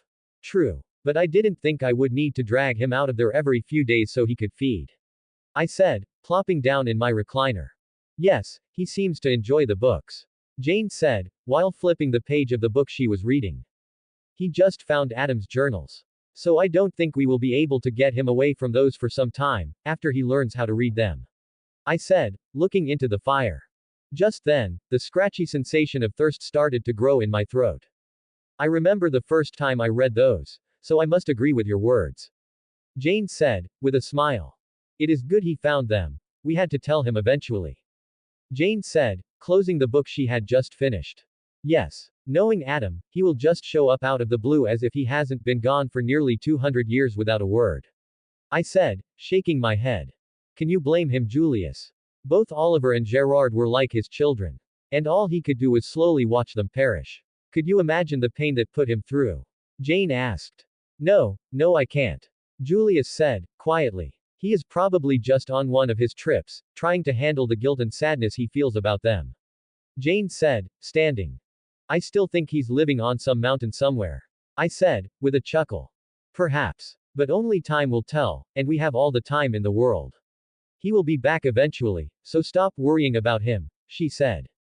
Now, I don't know about you, but I am feeling a bit peckish, Jane continued, giving me a mischievous smile. For dinner, or dessert? I said, with a coy smile. I've always liked my dessert first, Jane said, turning to the walk towards the bed. In a blur, I was out of my chair and heading for the bed, while tearing my clothes off. A few hours later, the scratchy sensation in my throat was finally becoming an annoyance. As much as I would like to stay here with you, my dear, we need to feed. I said, sitting up in our bed. Me as well. Jane said. Getting dressed was only the work of a few minutes. I will get Carlyle, and wait for you in the foyer. I said, as Jane was busy getting dressed. Going back to the fireplace in the main hall of the castle. I repeated my earlier actions. Turning the lion's head, then descending the stairs. Reaching the bottom, I saw what I expected. Seated at the large table was Carlyle, nose deep into the journal. Having fun? I asked, as I reached the table. Startled, Carlyle's head shot up. Oh, Julius, back already? He asked. It has been some time. We're almost out of time for a hunt, so we need to get going. I said. Right, yes. Carlyle said, as he stood from his chair. Make any progress? I asked him, as we went up the stairs. Yes, the language is quite simple. So it didn't take me long to learn it. Carlyle said, from behind me. I let out a laugh. It took me a whole day to learn it. The same goes for Jane. And here you are, learning it in less than a night. Closing the secret entrance. We stood waiting on my beloved. So, who is this, Adam? Carlyle asked. That's a tricky question. I said, turning to look at him. In what way? Carlyle asked. To me, he is my oldest friend and in all reality might as well be my brother. I said, with a smile. But to the rest of the world, he is, Adam, the first man. The look of confusion on Carlyle's face was laughable. Wah, Carlyle managed to get out, before the voice of Jane interrupted him. He means, the Adam, from the Bible. She said, coming to a blurred stop next to me. That's what I said. I shot back, jokingly angered. No, you were being vague, hoping to drag him along. Jane said, stomping down on my hope for a little fun. Wait, Carlyle said, now cutting off my and Jane's banter. That can't be possible. Carlyle said, now sounding angry. Oh, but it is. Jane said, while grabbing onto my arm. Then that means if I die. What? That you will go to hell? I asked. Carlyle slowly nodded his head. And where exactly did you come up with that idea? I asked, preferring to get that idea out of his head now, instead of letting him fight with the idea that his soul was eternally damned for the simple fact that he has become what he has. Where? We are the living dead who crave human blood. I interrupted him. You think because we can drink human blood, that we are just soulless beings? I said, with a chuckle. I have a question. I said, taking a step towards him. Do you still have emotions? Do you still feel happy, sad, angry? I asked. Carlyle's brow creased. I do, some seem to even be more intense. I snapped my fingers together, and pointed at him. Well, there's your answer. I said, in a happy tone. I don't understand. My hands fell to my side, and I let out a sigh. If you didn't have a soul, Carlyle, then you wouldn't feel emotions. You would be an empty husk of nothingness, who is unable to feel. I can't explain it as well as Adam might. But that's the best I have. I said, with a shrug. I grew up believing in a pantheon of gods, so I never had the same moral issue as you, and I don't know what to say that will sway you on this. But the best I can say to you now is to wait for Adam to return. He has been gone for quite some time and will hopefully be back soon, and able to talk with you. I said. But for now, it's time to hunt. I said. Returned. Carlyle Pav. April 5, 1641. Years as a vampire 1.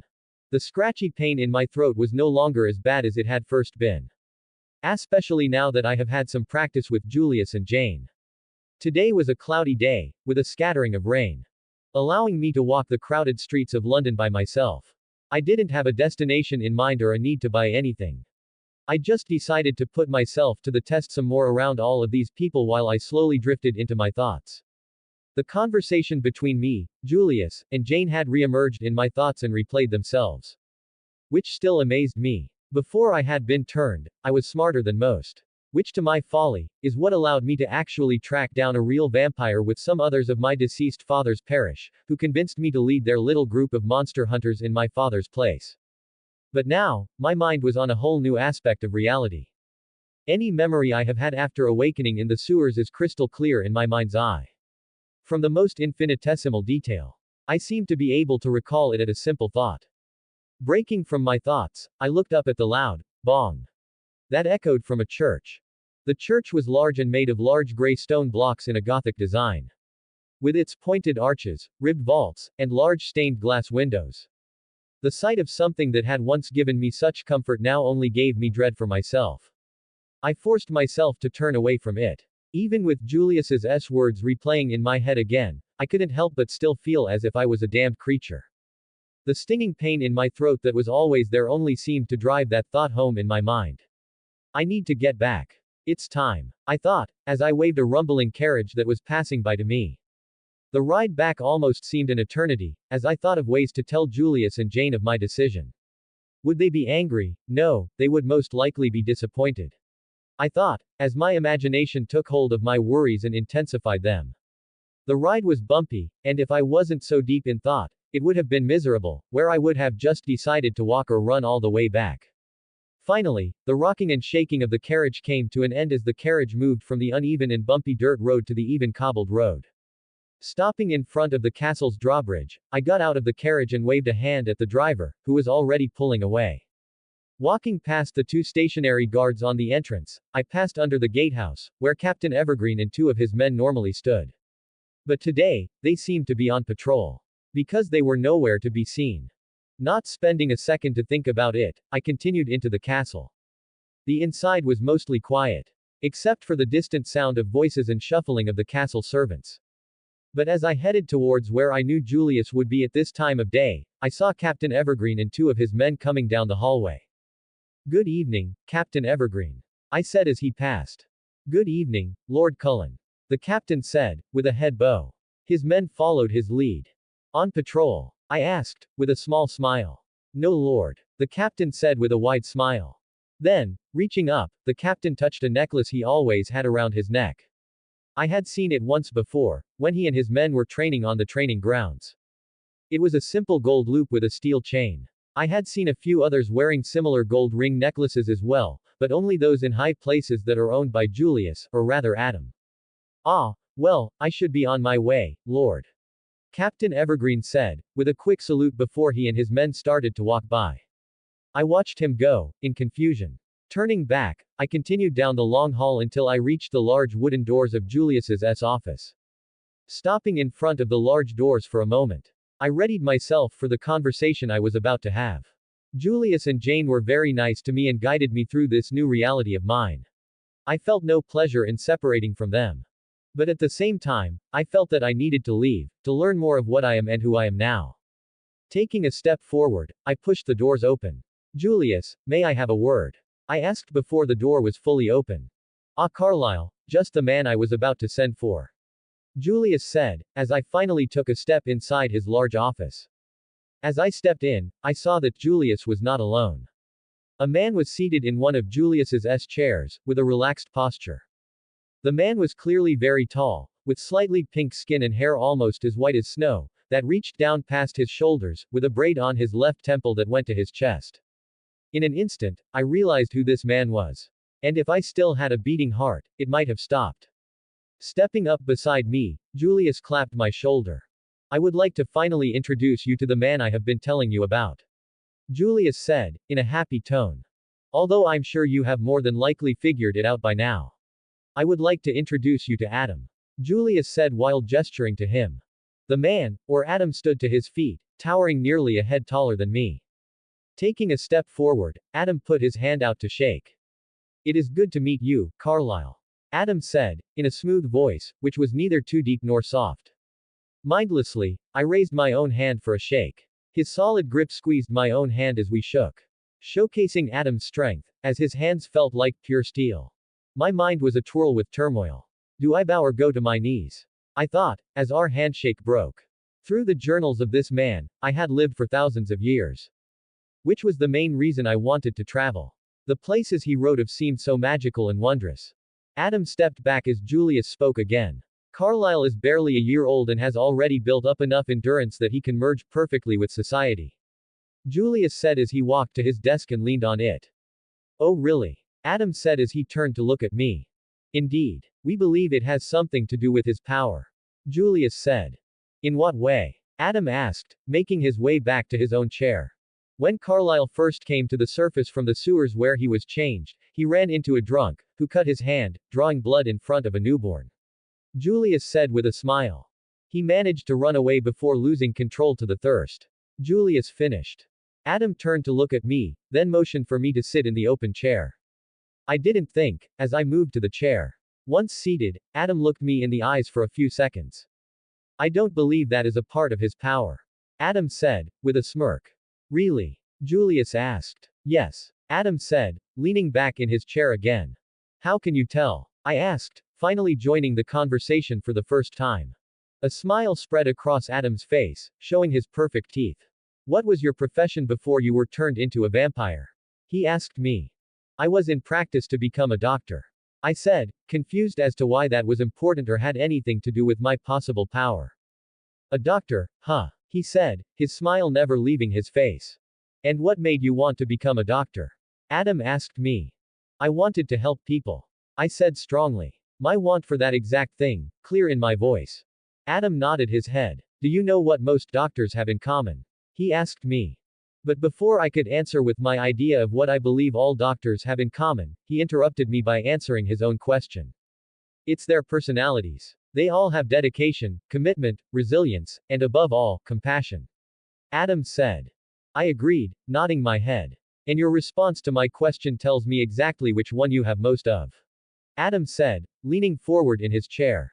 It's compassion, Carlyle. Some would have said, to heal people, or, to find a cure for an ailment. And without even needing to think. You said, to help people. That tells me you are a very compassionate person, with the ability to understand and empathize with the suffering of others and to show kindness and care towards them. Adam said, seeming to finally come to his point. What exactly does any of that have to do with his power? Julius asked while raising a brow. Adam let a chuckle slip from his lips. When a person is turned, their emotions intensify, becoming more vivid and intense. This means that his already strong feeling of compassion for human life has tripled. Then, he turned his head. Adam looked at Julius. Just like you, Julius. When you first turned, you were able to fight the urge for blood with your own intensified emotions. Adam said, with a laugh. Later that night, I was currently seated on the stone parapet of my room's balcony, soaking in the late night rays of the moon. From where I sat, I could also see right over the walls that were around the castle and into the still bustling town. As I sat watching a drunkard stumble his way down the main road of town, I slipped into my thoughts of earlier. Adam's appearance threw off the plans I had originally intended to enact today, which was to tell Julius and Jane of my soon-to-be departure. But after the conversation about my intensified emotions, Adam and Julius seemed to be more focused on reconnecting with each other while I sat there and listened. I wasn't sure if he was the true Adam from the Bible. He matched perfectly with the description of Adam from the Bible. But in his journals, Adam not once wrote of it. Which I felt wasn't right. I would expect the first man to exist would at least bring it up at least once in his journals. But as I had that thought, I felt a gust of wind brush by me, with a scent. Beautiful night, is it not? The voice of Adam said, from beside me. I reacted on instinct. In a blur, I was on my feet and ready to run. But what I saw was Adam leaning on the parapet smiling at me. I didn't even hear him. I thought in astonishment. Since my transformation, it had been impossible for anything to get within a few hundred feet of me, without me hearing it. Be it bugs, humans, or vampires. Relax, Carlyle, I just came to talk. Adam said, as he waved a hand at me to relax. My apologies, Adam. I said as I stepped down. It's all right, Carlyle. Adam said as he looked up at the full moon. We stood in silence for a solid minute before Adam spoke again. Julius tells me you have the idea that vampires don't have souls. He said, looking away from the moon and at me. Something spontaneous. Adam Pav. I turned and leaned on the wall from my side to look directly at him. Don't worry, Carlyle. I said, giving him a smile. You are far from the first to think this way. Carlyle put his elbows on the stone wall and let out a sigh. Can you blame me for it? Carlyle said. No, I can't. I said with a chuckle, but most vampires I have met don't exactly have this dilemma. So this is newer territory for us. Carlyle looked over at me with a raised brow. So most vampires don't care that they are condemned to hell? He asked, in a bewildered tone. Not really, no. I said, shaking my head. When I first met Julius, he was like you. Except he was more afraid of becoming a monster, instead of a fear for his soul. I said. In fact, when I met him, souls were not really a concern for most. Carlyle looked at me. When did you meet Julius? I know he is old, but you never exactly dated your passages in your journals. Carlyle said. We have known each other for close to 1500 years now. I said, with a shake of the head, boy does time fly. Carlyle shook his head. That is a long time. He said in a bemused tone. Then, turning to me, he said. But not as long as the creation of Earth itself, huh? I looked at him but didn't say anything. Something Julius told me was the fact that Carlyle was actually a rather religious person, who, at the moment, was on a search for religious comfort. As in, that he wasn't a damned person for the fact that he was now a vampire. After a few moments, I responded. No, not that long. After that we got quiet again. But from the distance, we could hear what sounded like a band starting to play from a tavern. A smile came to my face. Turning to look at Carlyle, I asked him a question. Have you ever done anything spontaneous? He looked at me confused. No. He asked questioningly. I don't believe this is a good idea. Carlyle said as we walked down the cobbled street. Oh. And why do you say that? I asked, with a laugh. Because, what if something happens, Adam? Someone got hurt, and I can't control myself. He asked. I laughed again. I will be there, and stop you if you do, but I have faith in you. I said, patting his shoulder. At the moment, we were wearing the clothes of the common man. For me, that was my normal wear. But for Carlyle, I could tell he felt like a fish out of water. Which was the point of all of this. Getting closer to the tavern, the music grew louder, with the boisterous shouts and cheers of the patrons. Stopping in front of the well-kept front of the tavern, we could see inside and the heated party going on inside. Here goes nothing, I said as I put my hand out to open the door. But was stopped, as a very drunk man slammed the door open, as he stumbled out, singing a church song as loud as he could. Stepping to the side, I let the drunk man, who didn't even notice us, go by. Looking at Carlyle, I smiled. Again, here goes nothing, I said as I turned to the door and strode in. The inside was lit by hanging lanterns and a large chandelier that had candles lit in holders in a circle. In the far corner of the room, a group of people played a fast beat and exciting tune. That made you want to tap your foot. Filling the tavern was the working class man. Some were standing, while others were sitting at tables scattered around the room. Sprinkled in with them were the tavern wenches and beer maids. Came on, Carlyle. It's time for something spontaneous, I said, as I walked to the first table in front of us, which had 3 men seated at it. I thought we were already doing something spontaneous just by being here. Carlyle said as he followed behind me. Pulling a chair from an empty table, I pulled it with me as I approached the table. As I slid the chair in front of me to sit, I saw they were playing a game of dice. Good evening, gentlemen, I said boisterously. They all turned to look at me. Evenin', one of the bearded men said as he shook the wooden cup holding the dice. Slamming the cup down, he lifted it. Damn it be all, he yelled as he saw the count. Ha ha ha. A gray-haired man said as he laughed at the losing man. That be the 3rd in a row. He wheezed. The damn fool doesn't know when to quit. The 3rd younger-looking man said. And in quick succession, we had traded names, and before even I knew it, I was holding the cup and dice. How much is the bet? I asked as I looked at my 3 new friends. How much you got? The older man asked. I shrugged, then pulled my coin purse from my side, clunking it onto the table. A few of the gold fell out. That much, I said with a laugh, as I saw the wide eyes of the 3 men. That'll do, all 3 said in unison. Thought so, I said as I started to shake the cup. Slamming it down, I leaned the cup to look at the count. Wait, what game am I even playing? I thought. Closing the cup, I looked at the 3 other players. And what game are we playing exactly?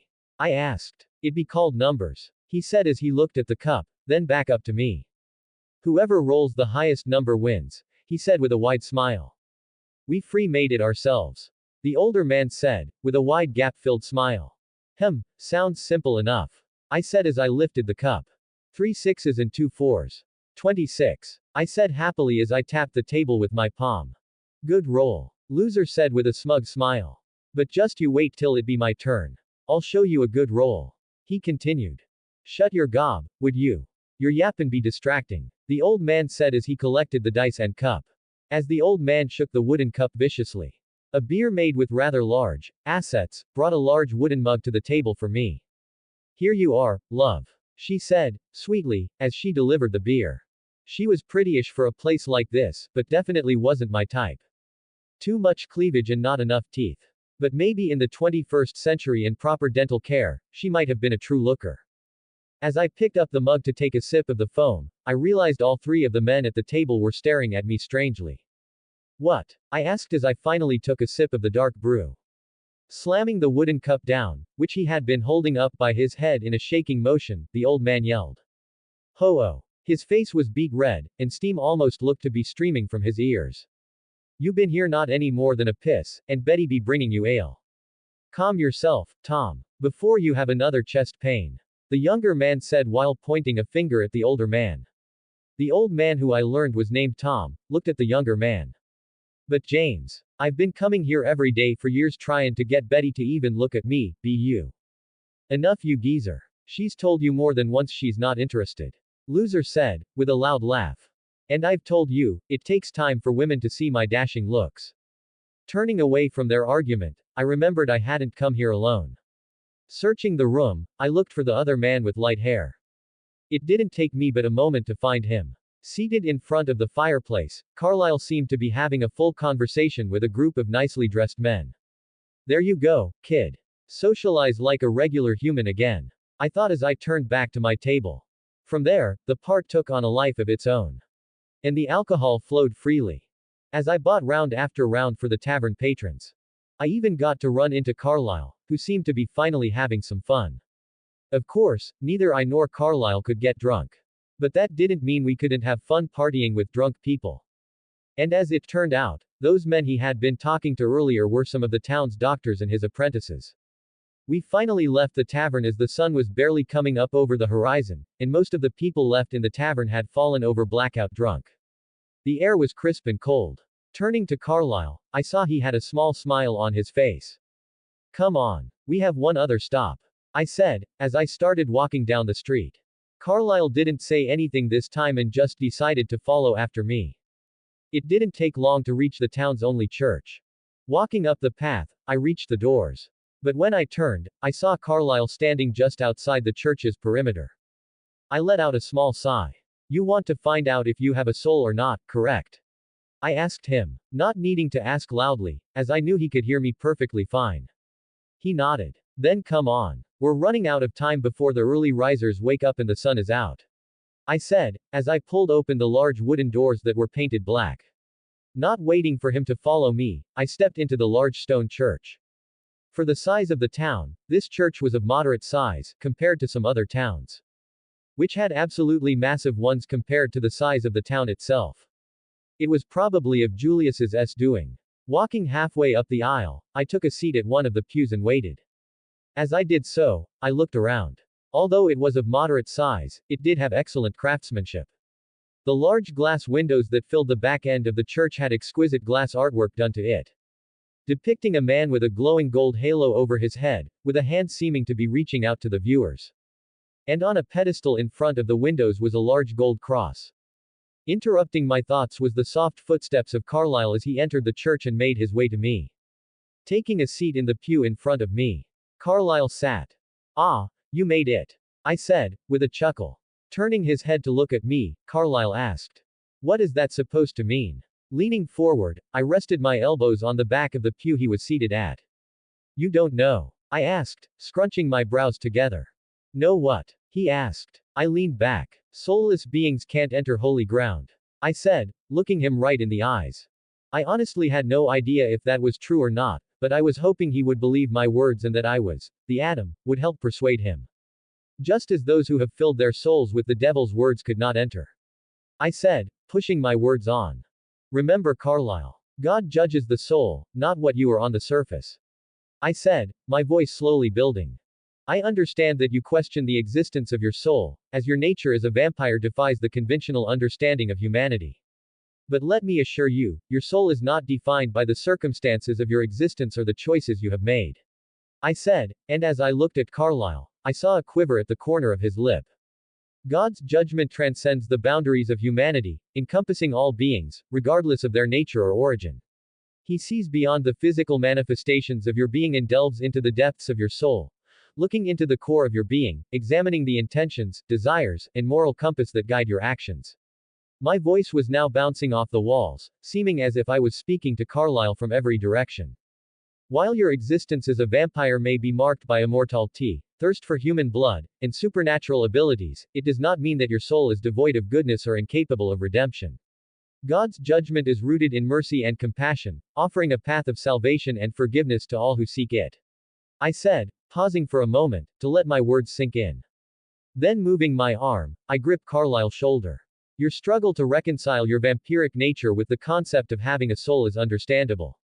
But remember, it is not solely your actions that define your soul. It is the choices you make, and the relationships you build, as well as the capacity for love and empathy that reside within you. Just like Julius and Jane, both compassionate and virtuous vampires, should have shown you, it is possible to live a life guided by values and principles. By embracing your humanity, cultivating empathy, and striving to do what is right, you can find solace in the belief that your soul is not lost. God's judgment is not limited by neither your or my limited understanding. He sees the potential for growth and transformation within each individual, regardless of their nature. So, Carlyle, do not despair. Embrace the journey of self-discovery, seek redemption, and remember that God judges the soul, not what you are. I said, in a tone I myself was surprised by. Maybe it was the fact that those were the words I wish I had said to Oliver and Gerard in an attempt to turn them into vampires. And were the words I had sought after their deaths. Then, like a miracle from the man himself, the sun shone into the glass art in front of us, turning the once impressive glass art into a true work of beauty. As the glass figure of Jesus glowed bright with the early morning sun. Early morning business and sad night in a crypt. Mid-afternoon the next day, I strolled into Julius's office, in my fine linen night robes Jane had given me as a gift the other day. Strolling in, I had my hands in the small side pockets as I looked in his office, as he wrote agitatedly at a parchment. If you continue to sit like that, Julius, you will become a hunchback.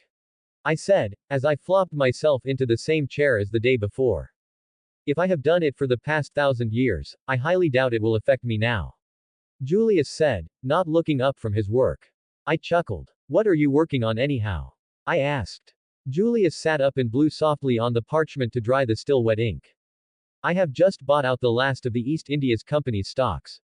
I sat upright in my chair. Say what now? I asked, startled at the familiar name. It is a joint stock company that was given a royal charter, from Queen Elizabeth I, granting it a monopoly on English trade in the East Indies. Julius said, finally looking up at me. Yes, I know that. I said, slowly sitting back again, before I continued. What made you want to take over the East India Company?